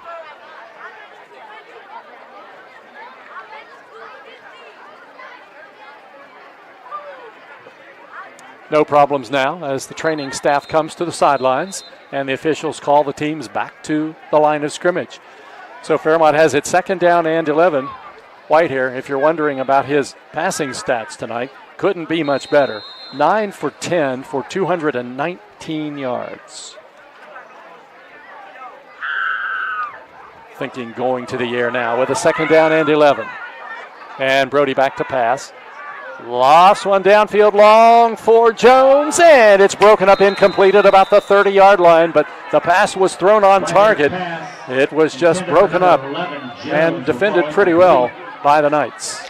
Yeah, they've continuously tried to bring pressure tonight, and we've picked it up. That's something I really like to see, keeping Brody pretty clean in the pocket. Remember, Brody is certainly not 100% tonight. He and Trevor Bigelow both playing, but not feeling good at all. That's probably why he threw that one incomplete pass. Third down 11 now for the Polar Bears at their own 31-yard line. Fairmont leads it 49-0. And Whitehair is back to throw. Steps up, fires downfield along the sidelines. Caught by Michael at the 35, the 30, the 20, the 10, the 5. He's into the end zone. It's a Polar Bear touchdown. Gavin Michael catches a 69-yard touchdown pass from Brody Whitehair, and the Polar Bears score again and lead it 55-0.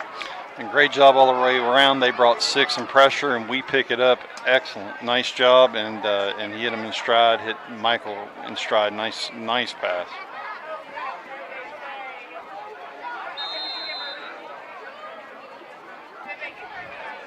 Ready for the extra point now. Gavin Michael had been quiet until that. That's his first catch of the night. Well, he made it count. Extra point coming up for Peschel now from left to right. Good snap.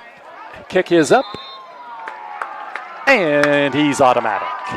Timeout on the field. 7:09 to go. Third quarter from East West Stadium. The score, Fairmont Senior 56. Preston nothing on 93.1 WFGM.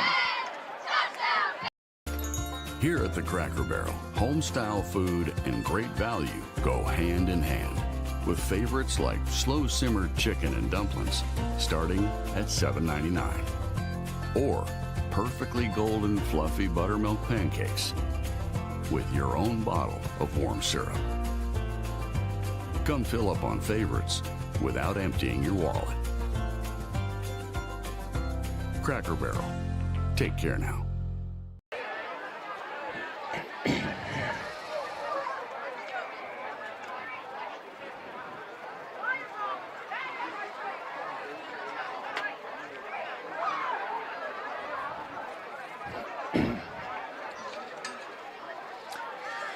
Quick second half for the Polar Bears. 2 touchdowns scored before 3 minutes elapsed from the clock. Of course, the first one was a kickoff return to start the second half. And that 69-yard pass play has taken the clock down to 7:09, and we are playing abbreviated quarters, third and fourth, just 10 minutes. And it'll be a running clock in the fourth quarter as well. Denker ready to kick off. The ball fell off the tee, so he goes up to adjust it.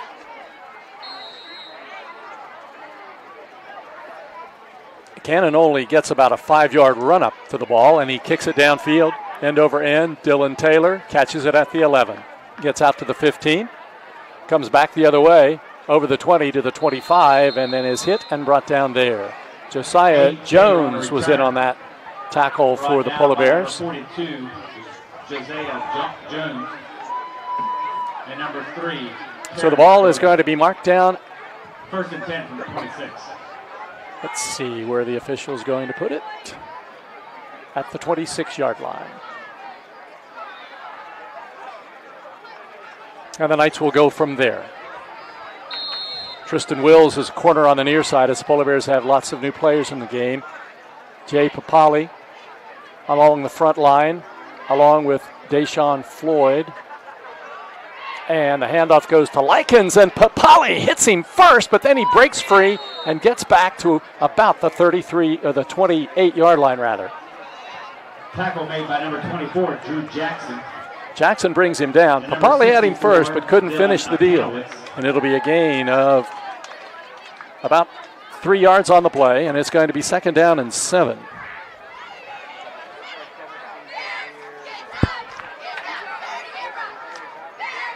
Here is the sweep to the left by Taylor. Taylor gets it out over the 30 and takes it up to about the 36-yard line.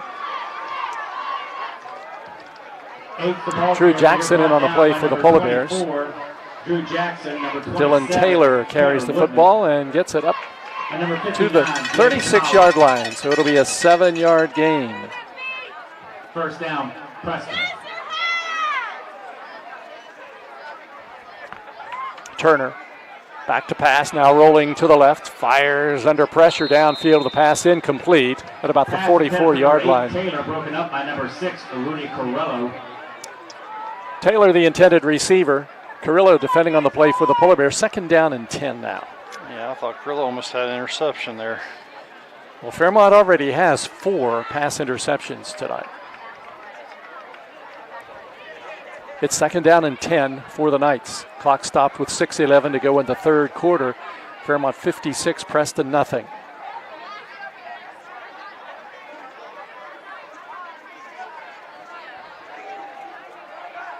Brody Briner in the slot to the left. He's a freshman, and he looks like a freshman from up here.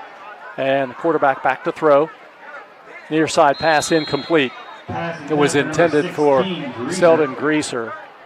Quick pass, and it falls incomplete, and it's going to bring up a 3rd down play. Coverage by number 15, Tristan Wills. Turner's stats tonight, he's completed 2 of 14 passes for 11 yards, 4 interceptions. 3rd down 10 from the Knights' 36-yard line. Likens is the running back behind the quarterback Turner. The Knights never run into play clock issues, but they are now inside 8 as they run this play, 3rd and 10 from their own 36-yard line. And Turner back to pass, swings it over to Likens, who catches it at the 33, and then he's hit and brought down as he takes it over the 35-yard line. Colin Walker with a nice tackle for the Polar Bears, 6'1", 200-pound junior.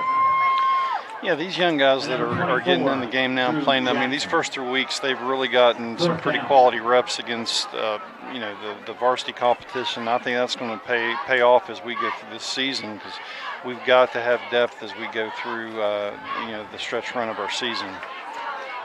Preston lining up to punt. They have not done, you're down 56-0. You think, my goodness, they punted all night. But they've gone for 4th down several times tonight. High snap, the punter Turner gets it away. Nice punt, and it is caught at the 33-yard line, and with it is Carrillo. He gets loose, gets over the 35 to the 36. He got loose just momentarily, and then he was quickly brought down by the Knights' Braden Miller. 54, Braden Miller. Preston has 20 freshmen on its team, 5 seniors. So 10 this for is Fairmont Senior, a team from that's the going to be 35-yard together line. for a few years. And I don't know if you heard Nick Bardick on the coaches show on Tuesday, but he talked about Preston. They won the middle school championship, and they were playing against teams like Morgantown University, those kinds of schools, with some of these guys. So they're hopeful that they can turn that into turning their program around. Yeah, they just got to keep these guys together, but good things will happen if they keep this whole group together. So the Polar Bears now have a new quarterback in the game, and that's Tanner Woodman. First down and 10, high snap, brings it down, and now there's the handoff deep, and a loss on the play back to the 31-yard line. Another bad snap for the Polar Bears. That was Damani Johnson, who will lose 3 yards on the play. Damani Johnson, the ball carrier.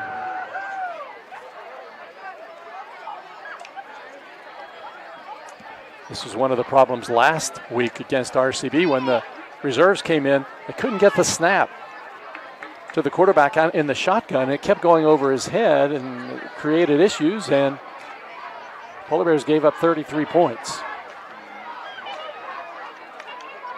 Chris Wilson running back behind Woodman now on a 2nd and 13, and Wilson gets the handoff, and he gets through the line, almost back to the original line of scrimmage at the 35-yard line. Hit and brought down there. Tackle on the play was made by Landon Goodwin. 3rd down for Fairmont Senior. 3rd down, about 10 yards to go. Wilson's first carry of the night. Polar Bears led 28-0 at the end of the first quarter, 42-0 at halftime. Touchdown scorers. Well, Dylan Hours has 4 touchdowns. Game clock down to 3:50. Polar Bears are milking the clock now, looking at a 3rd down and 10. Handoff goes to Taryn Boda, wide to the left side. Boda gets up to the 40 and close to the first down marker on the far side of the field. He's got the Polar Bear first down. Boda impressed us last week with his running, and he, on his first carry, gets a Polar Bear first down with 12 yards. Yeah, if I had to describe Boda, I would just say simply football player. I just think he is a football player. He loves the game. You can tell he just plays the game the way it's supposed to be played, no matter what side of the ball he's on. 5'8", 168-pound sophomore. He'll get bigger. He's a solid player right now. First down 10 for the Polar Bears at their own 48-yard line. Woodman in the pistol formation. In motion comes Thornton, and there's a mix-up. Some moved, some didn't, and the ball was snapped, and we have a penalty flag against the Polar Bears. Yeah, that happens a lot of times when you bring younger players into the game, so hopefully they can get that straightened out. That's the first penalty of the second half, but get this, that's 109 yards in penalties against the Polar Bears. Yeah, that's something I know keep Coach Bark up at night. I know that's something he wants to get, we want to get corrected in a hurry going into next week. 1st and 15. The ball comes back to the 42. The Polar Bears are on the far hash marks, closer to their own bench as they move from left to right. On a 1st down and long play. Thornton comes in motion, and the handoff, hit in the backfield. Boda is hit by Likens. That was a high snap, but not over his head, but it forced the quarterback to stretch up to get it, and it just messed up the timing of the play, and it surely didn't hurt Likens as he came in and made that stop immediately for a loss of a couple of yards. Yeah, credit him on that play. He timed that out really nice.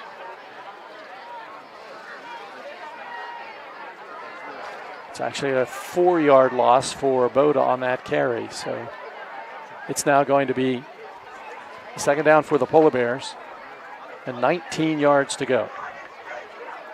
Ball back at the 38-yard line in Fairmont territory. Handoff comes to Boda, trying to get the corner turned on the right. He's hit at the 40, and he goes down at about the 42-yard line. The guy who hit him a little slow in getting up, and that's Smith. He's been down another time tonight. Cody Smith, a 5'9" junior. He secured the tackle, but he's injured on the play. And we have a timeout on the field with 1:37 to go in the third quarter. It's Fairmont Senior 56, Preston nothing on Fun 93.1 WFGM. All right. An injury at any age can be a game changer. But with walk-in clinics Monday through Saturday, the Marshall Sports Medicine Institute is ready to get you off the bench and back in the game. Marshall Sports Medicine Institute takes care of the herd. Let us take care of you.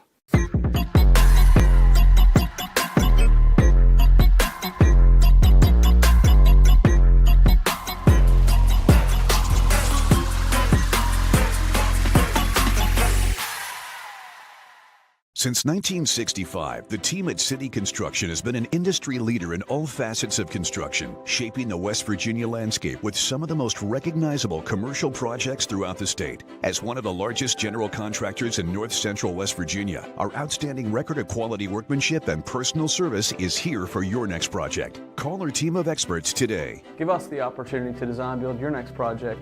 City Construction Company, West Virginia proud since 1965.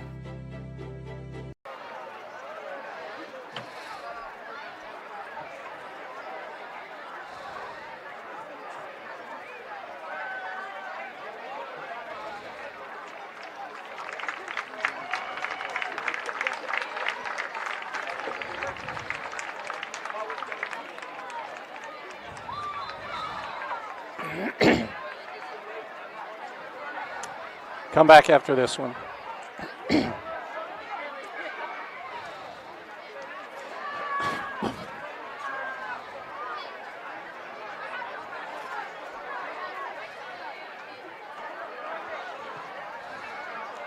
Cody Smith, the injured player, comes off the sidelines, hopping on one foot, but he comes to the sidelines. Dylan Apanowitz at center for the Polar Bears. As it's 3rd down and 15 from the 42-yard line, and Preston has jumped off sides. Offsides, Preston. The Knights have beaten the Polar Bears in the penalty stat tonight. That's a stat. The lower is better.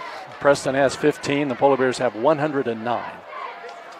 So it's 3rd down and 10 for Fairmont Senior at its own 47-yard line now.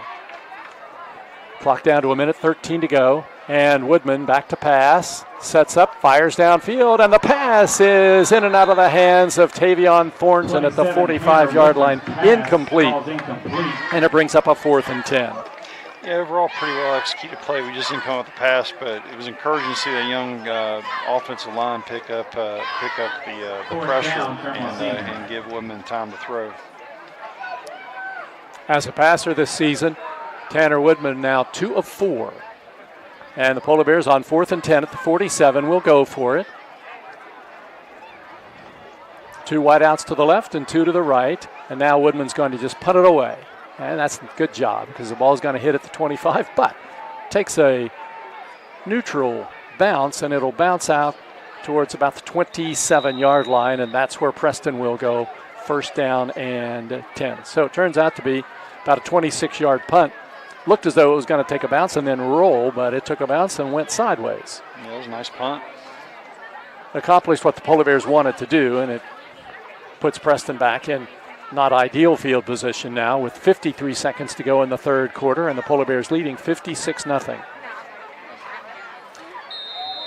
Most points scored in this series, 64. That was in 2018.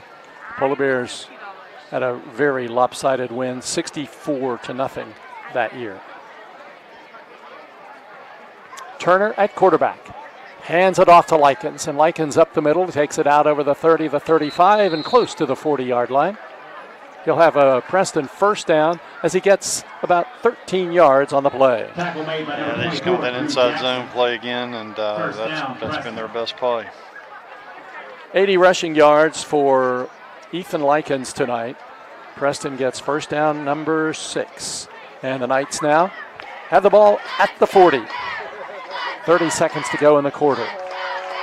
Turner gives it to Likens again. This time he gets a little more resistance at the point of attack, and he'll get about 5 yards. At about the 45 is where he's finally brought down. It'll be a pickup of 5, 2nd and 5, and that'll probably be the last play of the third quarter. Game clock running out, and we've played 3 quarters from East West Stadium in Fairmont. It's the Fairmont Polar Bears 56, the Preston Knights nothing on 93.1 WFGM. Preston Knights 0, Fairmont Senior Polar Bears. General Stores has been serving West Virginia communities for almost 5 decades. We are so grateful to be a small part of your lives, and we want to recognize the integral part of our operation, the LG family. You keep us going. Thank you. An injury at any age can be a game changer, but with walk-in clinics Monday through Saturday, the Marshall Sports Medicine Institute is ready to get you off the bench and back in the game. Marshall Sports Medicine Institute takes care of the herd. Let us take care of you.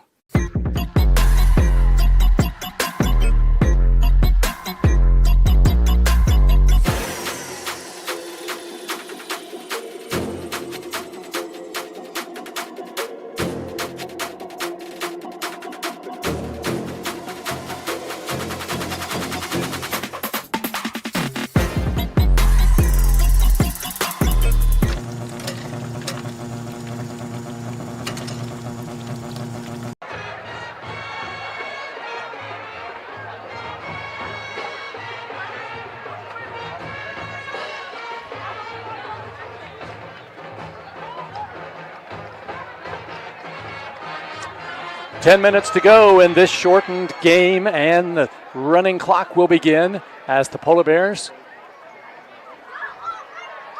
will be on defense now. Preston has it at its own 45-yard line. And it's going to be 2nd down and 5 yards to go. Lycan's a late entrant into the lineup, and he's pretty important as he is the running back who's been gaining the yards here in the second half. The official tells the clock operator to start the clock, but he's not paying attention. And there's a bad snap, and the quarterback has to go back and fall on it back inside the 40-yard line.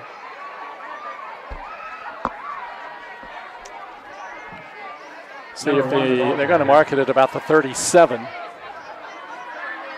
So that'll be a bad snap of 8 yards.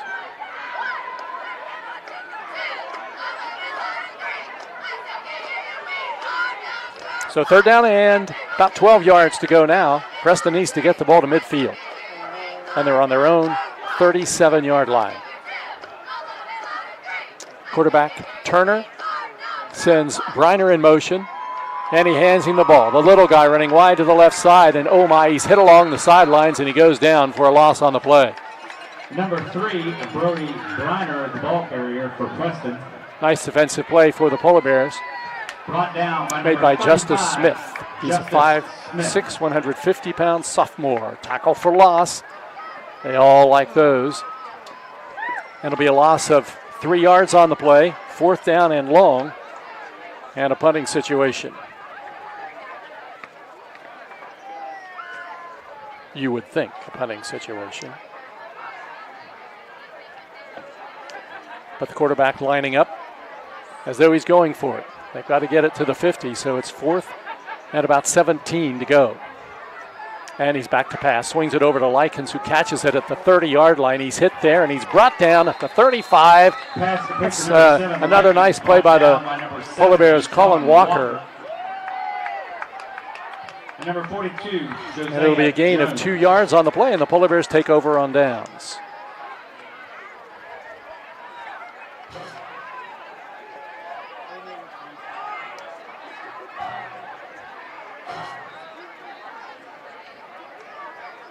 Preston has 19 passing yards tonight. 4 of 16 throwing. Clock running inside 8 minutes to go. 10-minute fourth quarter with a running clock. Front line for the Polar Bears. See Riley Green there. Also Levi McDougall. And now a timeout's going to be called. Personnel timeout for the Polar Bears. Preston to nothing on 93.1 WFGM. An injury at any age can be a game changer, but with walk-in clinics Monday through Saturday, the Marshall Sports Medicine Institute is ready to get you off the bench and back in the game. Marshall Sports Medicine Institute takes care of the herd. Let us take care of you.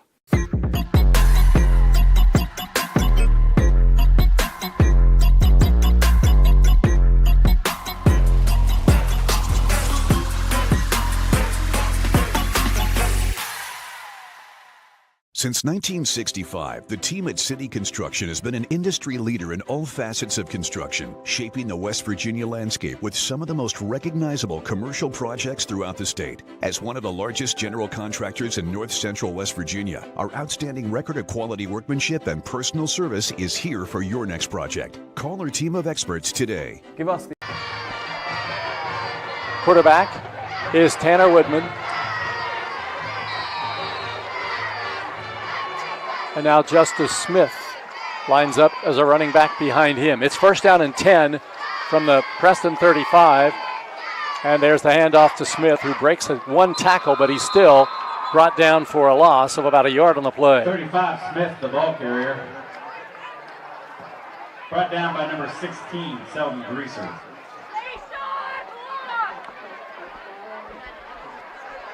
They'll put the ball back at the line of scrimmage. They'll make it second down and 10. Tristan Wills goes wide to the near side. David Watson wide to the right. Gabe Muller in the slot to the right. Second down and 10 from the Preston 35. Handoff goes to Carrillo, wide to the right side. He's at the 35, absorbs a hit there, and runs down to about the 30, 31-yard line. Number 6, Rudy Carrillo. Flag on the play at the end of the play. Well, I hope this stays, because I think they did a pretty good job on that play as far as their footwork on that stretch play, the outside zone play. Let's see what the flag is. Flag on the play. Block in the back against Fairmont. Looks like it's going to be assessed at the end of the run, so it'll be a gain of 4 yards on the play, and then the penalty assessed from there.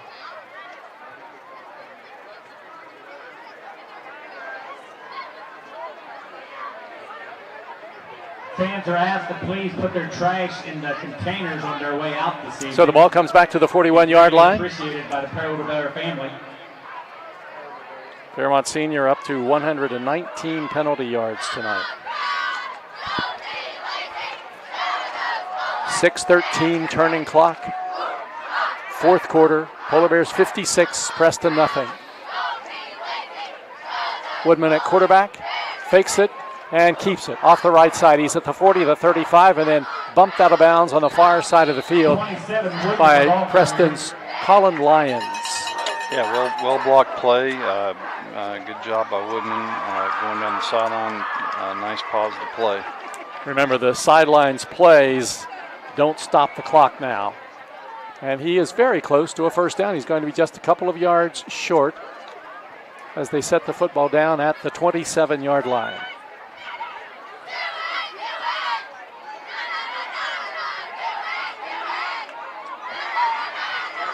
So third down and 2.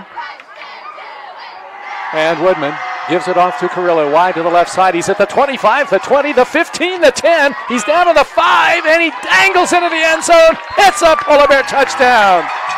First ever touchdown for Rudy Carrillo, a 5'7" freshman.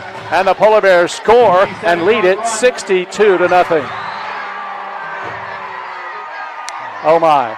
But there's a penalty flag on the play. I didn't even see that. But it must have been behind the play.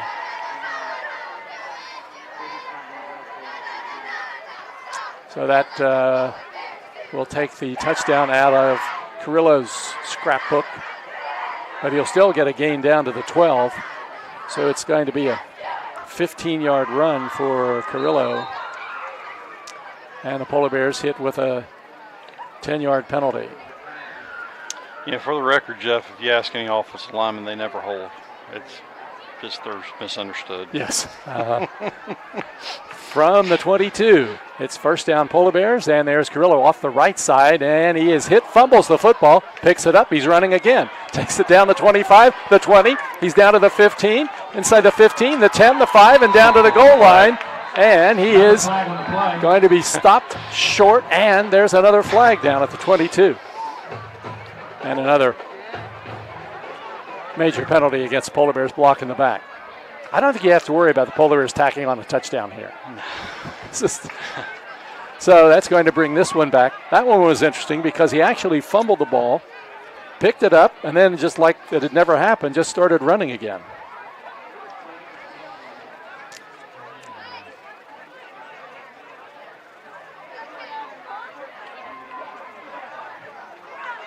This will be a 10-yard penalty against the Polar Bears. We're up to 129 penalty yards. Clock turning down to 3:50.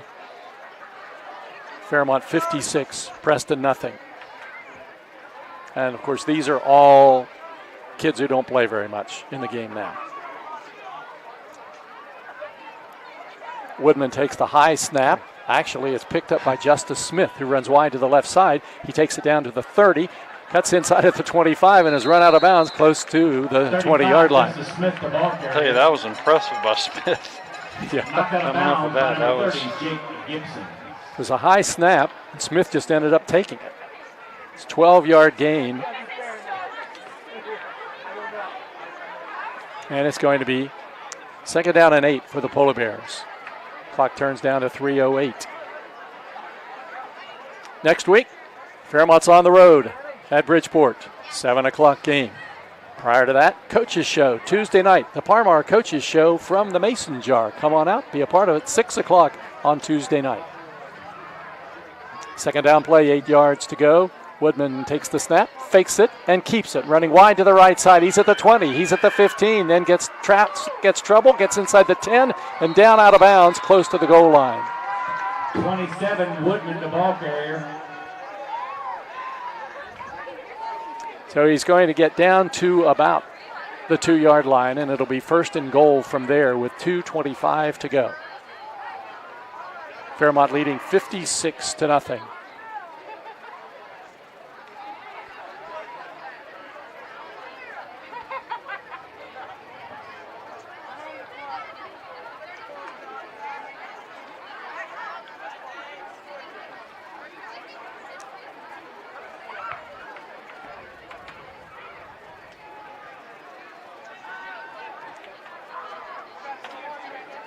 I don't think there's anybody in this stadium who could read this stat card. And I might not even be able to either. 1st down goal to go for the Polar Bears now. And Woodman is going to take a knee at the 5-yard line, and there are flags on the play.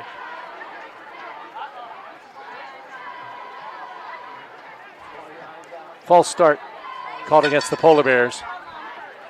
You don't see that happen very often when you're just taking a knee, but Fairmont has figured out a way to get a penalty on just about everything tonight. That is the 13th flag for 134 yards.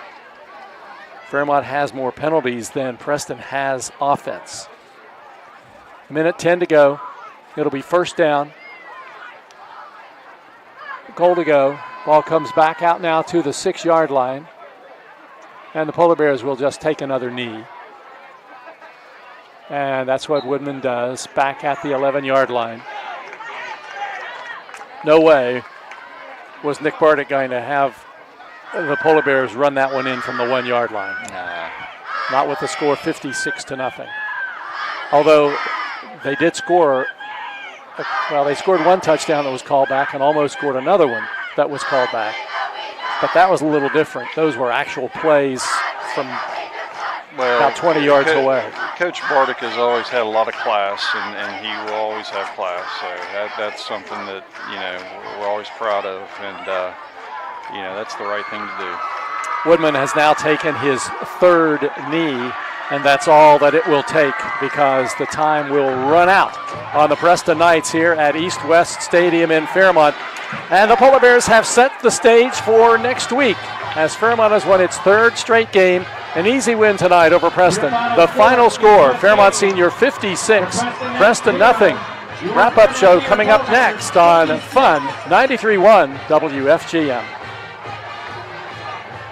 We will be back in 3 weeks when Fairmont Senior will take on county rival North Marion. 141, 144. Fans are again encouraged to please put 152, your trash in the containers on your way out. 208, and thank you. 201.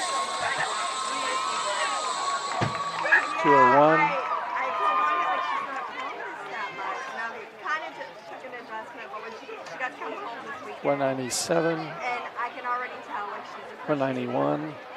So like I'm like, this is a good thing. And this all. So, 213. Yeah, it's all. 232. 29.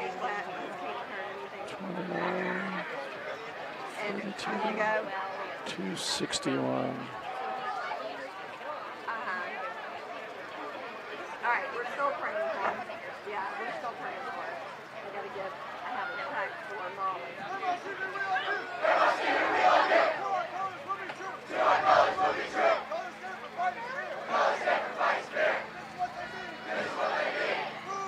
$35 and $85.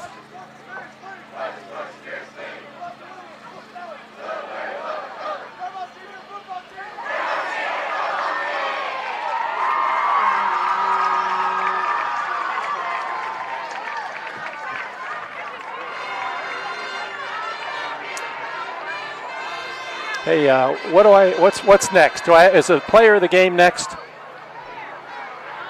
Is that Elevate next? And then, okay, got it. Thank you. Goodbye. Thank you. Okay. Okay.